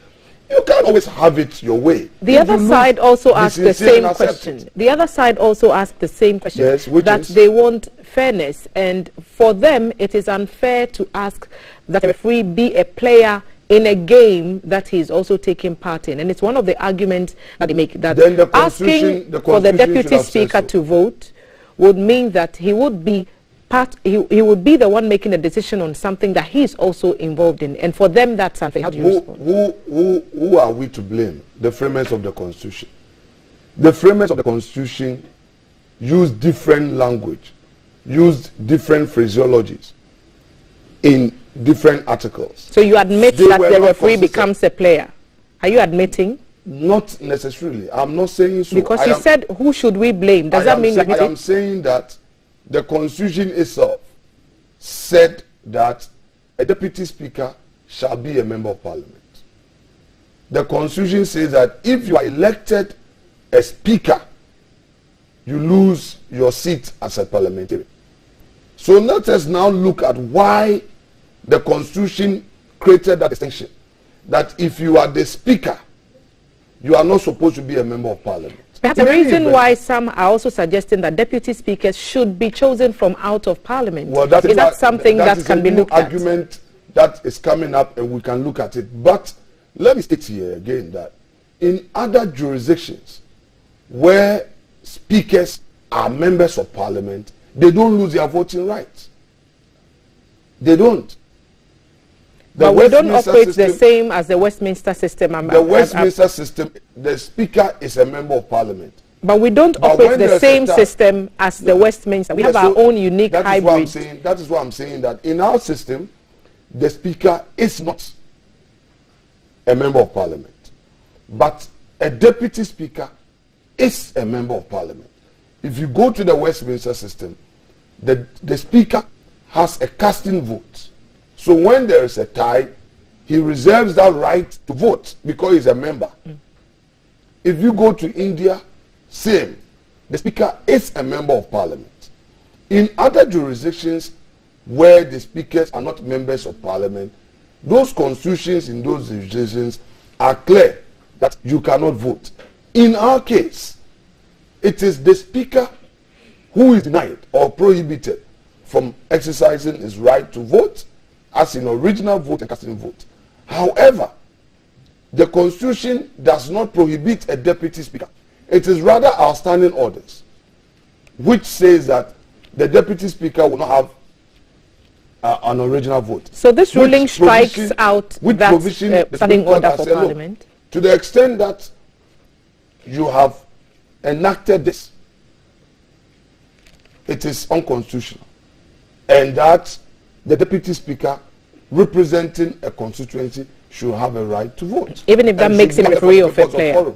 Even if, as you're saying, it makes him a referee in a game that he's playing. The argument of a referee does not suffice.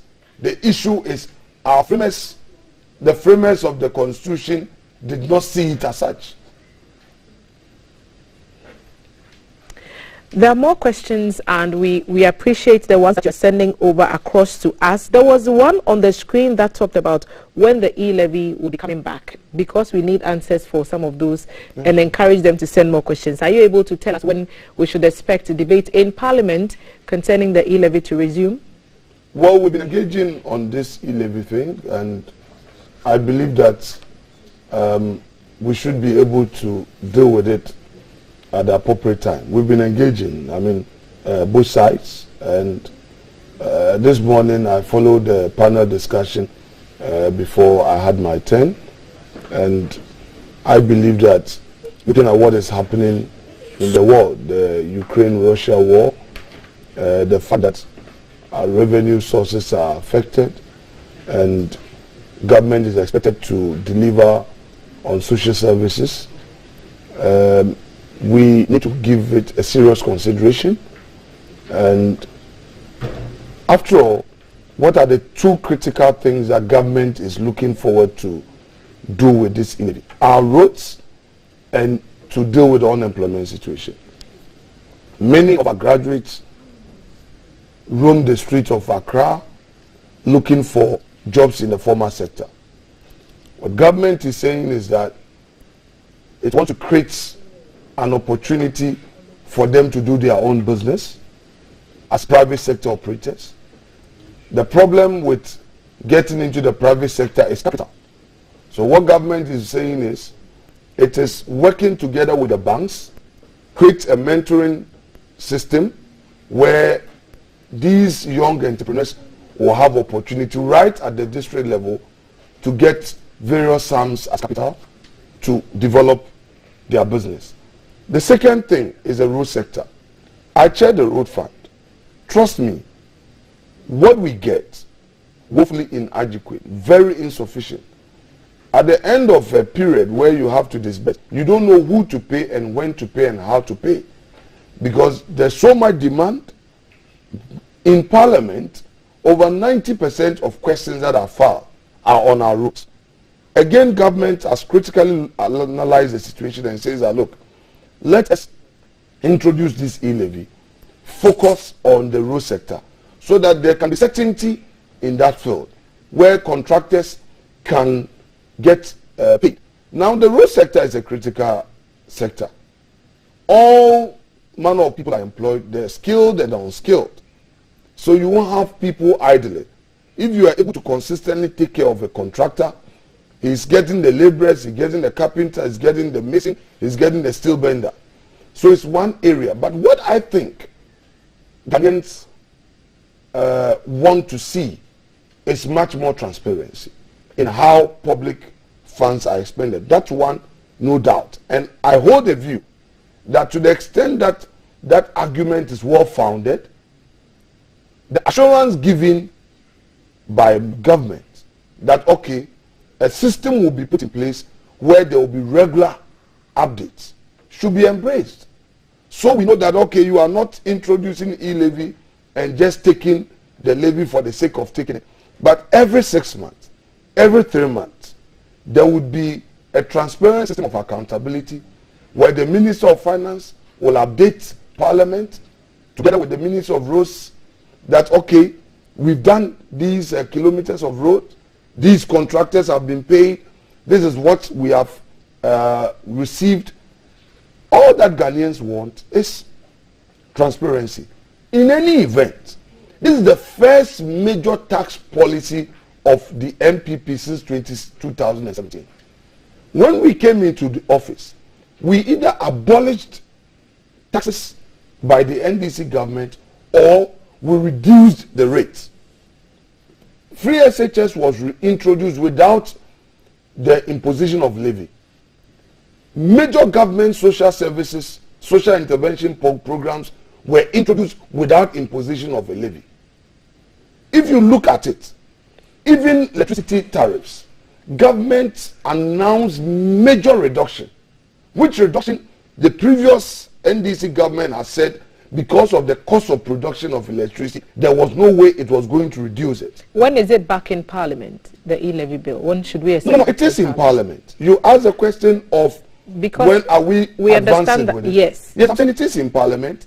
We are engaging. Don't forget, it started from 1.75. Government was able to negotiate with telcos, got a reduction of 0.25, and then government again has proposed an amendment to the original bill, so it is no more 1.75, it is 1.5. Rather, I think again, you should also discuss the inconsistency of our colleagues who had previously taken a position of 1%.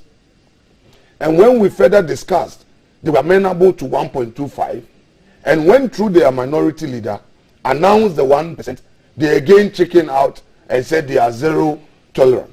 Well, can I suggest, some would say there's been inconsistencies on the government side of things, and some of our public, those who watch us, have reminded us of how different government officials have always said different things about how the monies from the e-levies would even be expended. We've heard people talking about how it will go towards free SHS, and the suggestion that if the e-levy is not enforced, then free SHS would go off. We've heard different things from different people. So that may fit the two sides of the parliamentary divide, perhaps. You see, there is no doubt that our revenue situation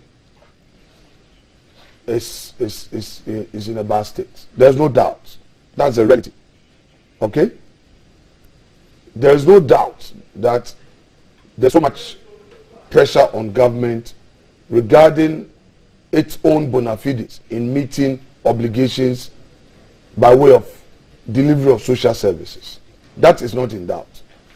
That is why government is making the argument that if I really wanted to tax you, I would have perhaps maintained the taxes that I came to meet.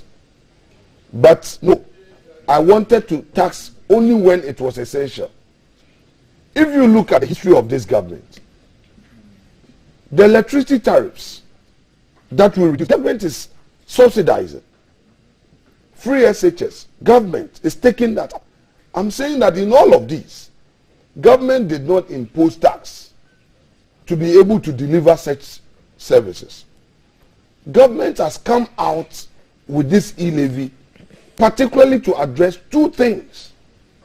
And by the way, somebody talked about secularization, that the roads minister have mentioned government using the expected inflow as security to take funds. I mean, I think they rather misconstrued that. You see, when the NDC was in office, they took a facility from UB to pay contractors against the expected inflows. These are normal because the inflows the inflows will not come in one day. It's a projection, comes in over time. So if you are really utilizing it judiciously, and you know that per this expectation, you need to pay contractors, you need to make provision, and then you take facility to pay them. Whilst as the inflows come, you service the facility. It's consistent with good governance. It depends on how you negotiate and how you go about it, because you also don't want your private sector to be affected. My dear, in all of these, it is the private sector. Government deliverables go into the private sector. Government business benefit the private sector. If government does not spend, contractors don't get money. If government does not spend, the private sector doesn't get money. If the private sector does not get money, government cannot sustain its business of generating revenue. So we need to understand the situation. However, there's a call for transparency in how government business is conducted, which to me is well founded. And we must all embrace that, because after all, the public purse must be scrutinized. So if Ghanaians say that we want to see how this is spent, it is right. And that demand is far right. Accountability is the demand, and the Honorable Afenyo-Markin says it is well within the rights of Ghanaians to ask for knowledge on how their monies are being spent. We'll go to the screen again now and pick some more of your messages. Valerie is standing by. Val, what more do we have? Right, so we have a couple more coming in. This is from Osei in Efutu. He says, good morning, GTV. Honorable Alexander Afenyo-Markin is a legal luminary and has really educated us on the Supreme Court ruling. The NDC should stop this game plays and respect the rule of law. Honorable Afenyo-Markin's achievement and service to Efutu is unprecedented. And then this is from Siraj. Siraj said, good morning. We Ghanaians reject the e-levy, and that's from Siraj, and those are Siraj's views. And NK says, good morning, GTV. All this brouhaha after the verdict is good for democracy. I love my country. Anyway, the Honorable is smart. Thank you, NK, for those comments. And then this is from Christian Tete. He says, good morning, BFS. Ghana, oh, Ghana. I'm going to read this and then this is from, you didn't tell us your name, but it says, the buga attitude that the NDC always wants to portray of themselves is sucking them.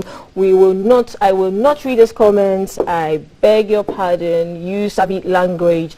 GTV BFS, good morning. Good morning to you. To extend my greetings to Mr. Chairman. Watching you live in the University of Education, I think NDC doesn't have any legal practitioner to explain to their people. Honorable, please, how about the students' loan? Is there any info for us?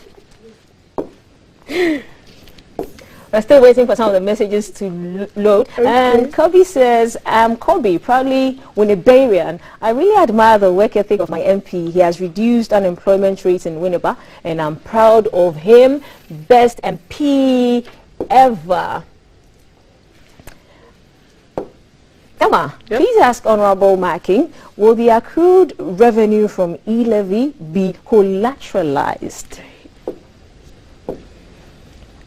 Right, this is... But if you have accrued revenue, you spend it. You use it to pay. You don't collateralize what has been accrued. I mean, if you have the means, the funds are in. What you do is that you pay contractors. You only collateralize the inflow, what has not come. So if you expect to get $1 billion in a year, will you do that? In March, no, I'm saying that it is prudent. If you think that you can properly negotiate with a financier to have funds ahead to pay your contractors, so that once contractors have money, they are able to do their business with certainty. They can fix your roads. So if you can negotiate well, if you can be sure that they will do the work, it also helps the private sector, so that they don't wait, because it will be coming in piecemeal. But if you have the means, you don't collateralize what you already have, you know, if to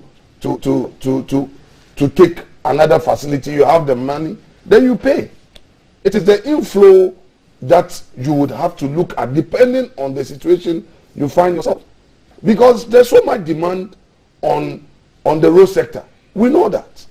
We have so much demand on the road sector. Every MP is asking for roads. Every MP wants roads to be fixed. Our farmers want access to their farms. Farm produce don't get to market because bad roads. We see documentaries, we see programs, we see people complaining about bad roads.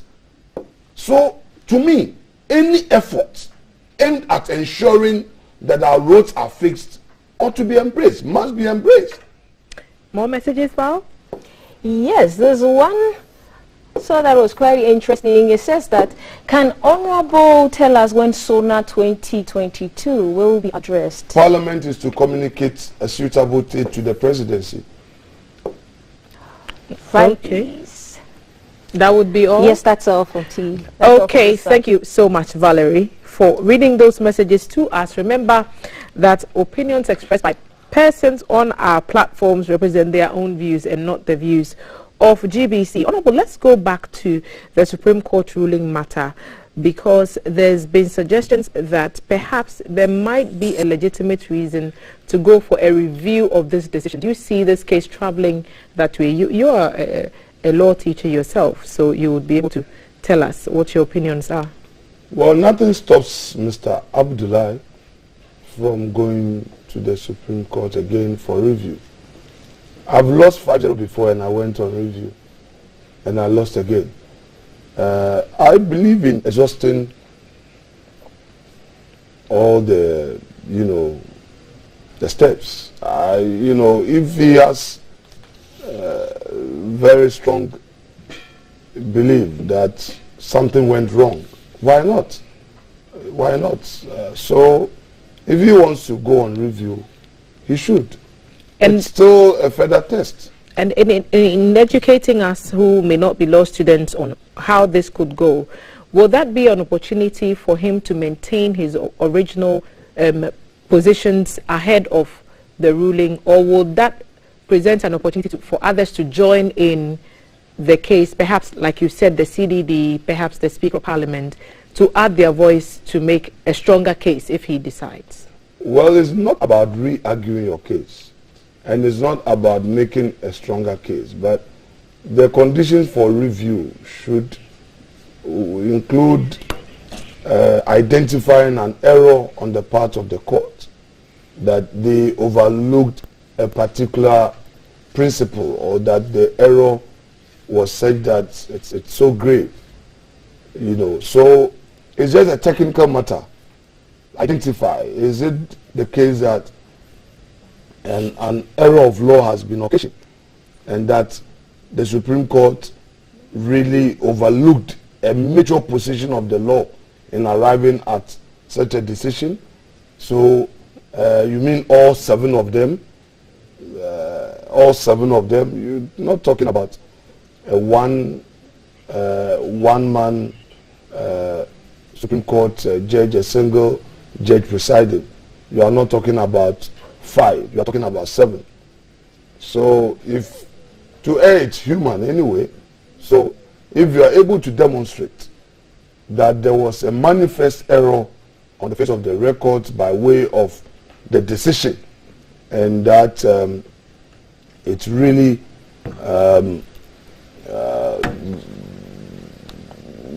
it's really against the court's own position and all that. But you should also bear in mind that the court has the power to set aside its own precedent. Okay? So even if in this civil litigation you believe that the court has not been consistent with an established precedent, the court is not bound by its previous decisions. So there are certain dynamics to this. Would you say that there has been so much injustice in coming to such a conclusion, and that it called for the review? So the exceptional circumstance rule would have to be triggered. The exceptional circumstance rule would come to play, and I believe that the plaintiff knows that, and he properly in his plaint he had put forward his case and his legal argument. He knew what he had put out there. So review is not an opportunity to re-argue on the issue of whether or not others could an join. Interested party could join in the review. I really doubt. To now say that there's a review case and they now have some legal argument to. I really doubt that. I'm not suggesting that they cannot join, but I really doubt how they could come in at this review. Maybe if when the case was originally being tried, yes, but review, I really doubt. I may have to check. I'm seeing a quote here on Professor Kwesi's write-up, Kwesi Prempe's write-up, and it's saying that the longevity of a practice does not cloak that practice with constitutionality, and yes. No matter how long-standing a practice is, its constitutionality cannot be established or presumed until and unless it is challenged in an appropriate constitutional case. Yeah, and that has to do with conventions. Often we hear people say, "Oh, it's a convention, it's a practice."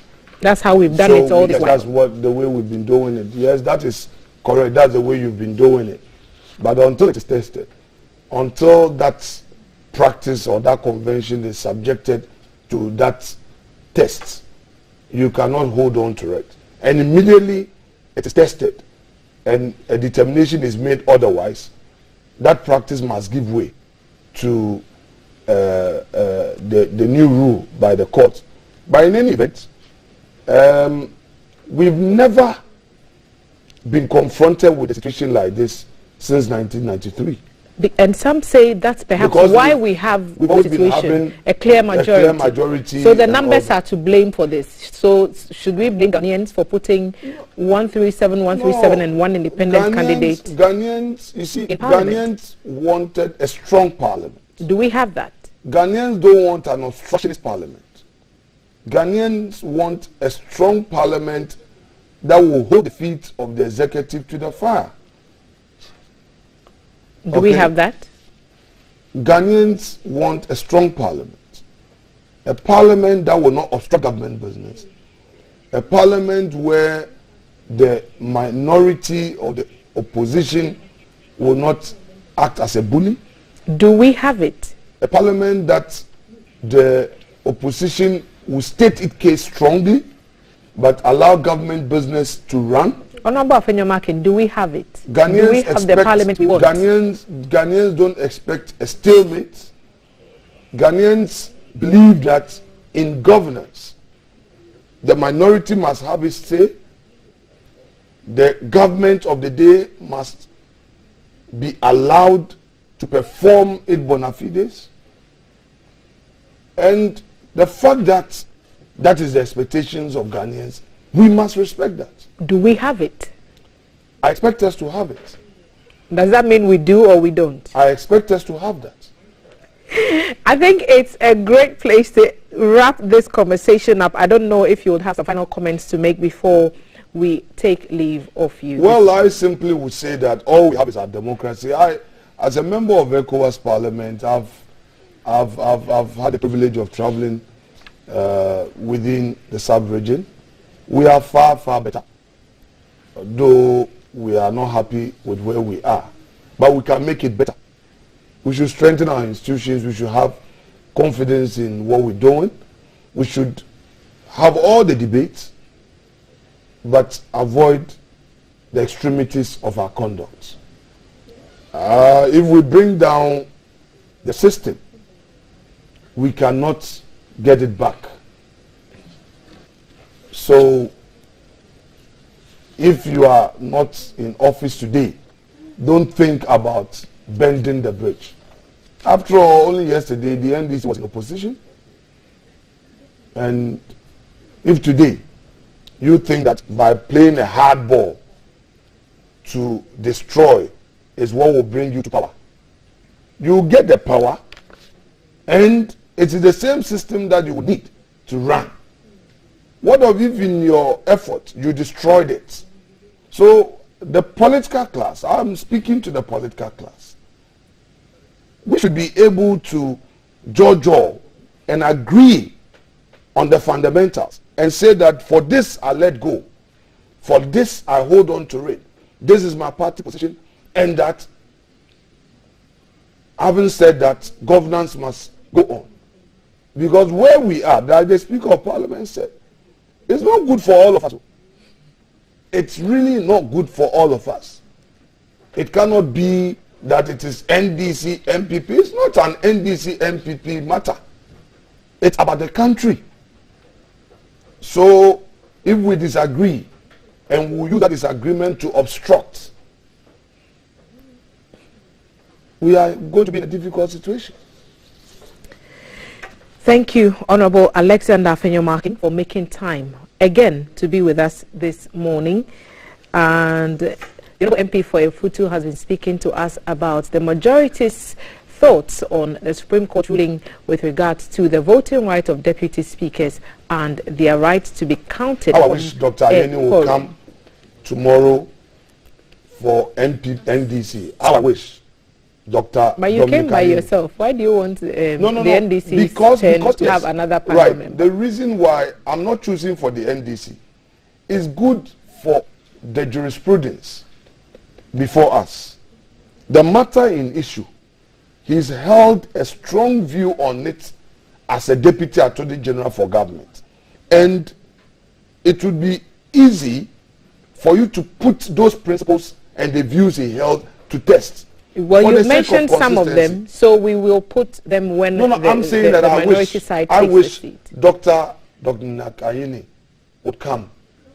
And I wish I would be on the same panel with him. I would sit with him, left, right, left, for us to debate on the issues. Because there are many platforms of GTV, and I'm sure that could be. We lawyers are not given the opportunity to discuss these things, and it becomes partisan, because that was the NDC's petition, that Ghana Highway Authority, GES, you can contest and be a regional chairman of NDC.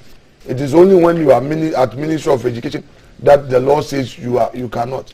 How then do you turn around and say that because the speaker has been prohibited, an elected member of parliament who is a deputy speaker, although he has not been prohibited, that should apply by parity of reason? And we'll put those thoughts to the minority when they take the seats sometime tomorrow, to also tell us their own interpretation of the Supreme Court ruling. The Supreme Court has come out with its reasons for voting the way it did. And so the deputy majority leader has been here telling us about the majority's impression of the ruling. Tomorrow it will be the NDC's turn. So we will give the platform to the other side to also tell their story. The Honorable Alexander Afenyo-Marking, MP for Futu, Deputy Majority Leader.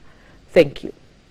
And thank you for watching. The Breakfast Show is still live on GTV Breakfast. We'll be right back after this break.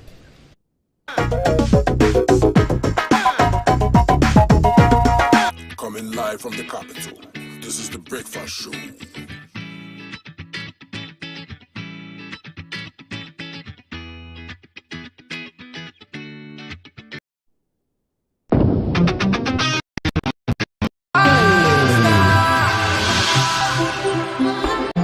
And they call me UJ.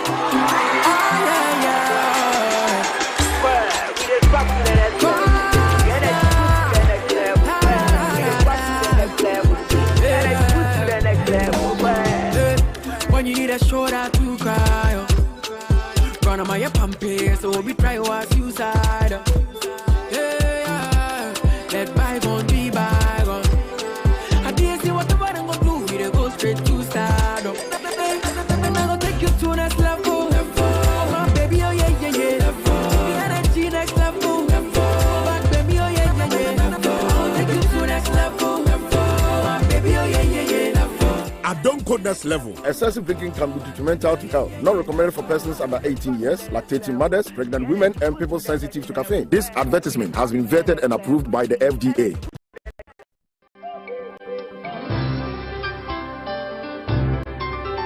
Oh, today he has been extra sweet, and the way he looks at me. I have done everything by the book. It's on. Hey, but I have to get some condoms, Charlie.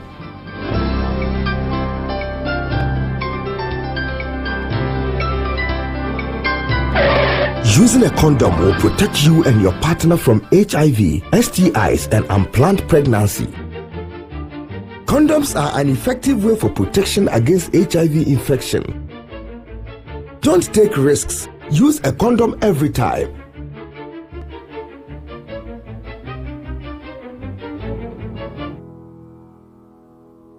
Always come prepared.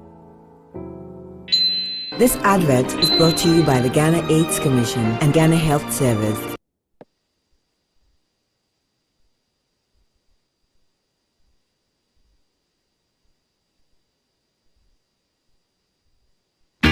Coming live from the capital, this is the Breakfast Show.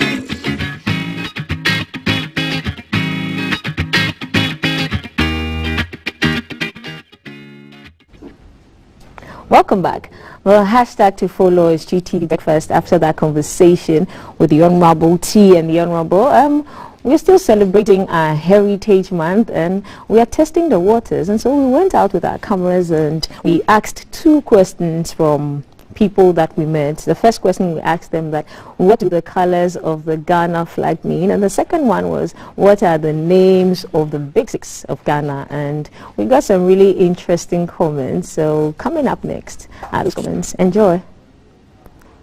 Hello everyone and welcome. It still has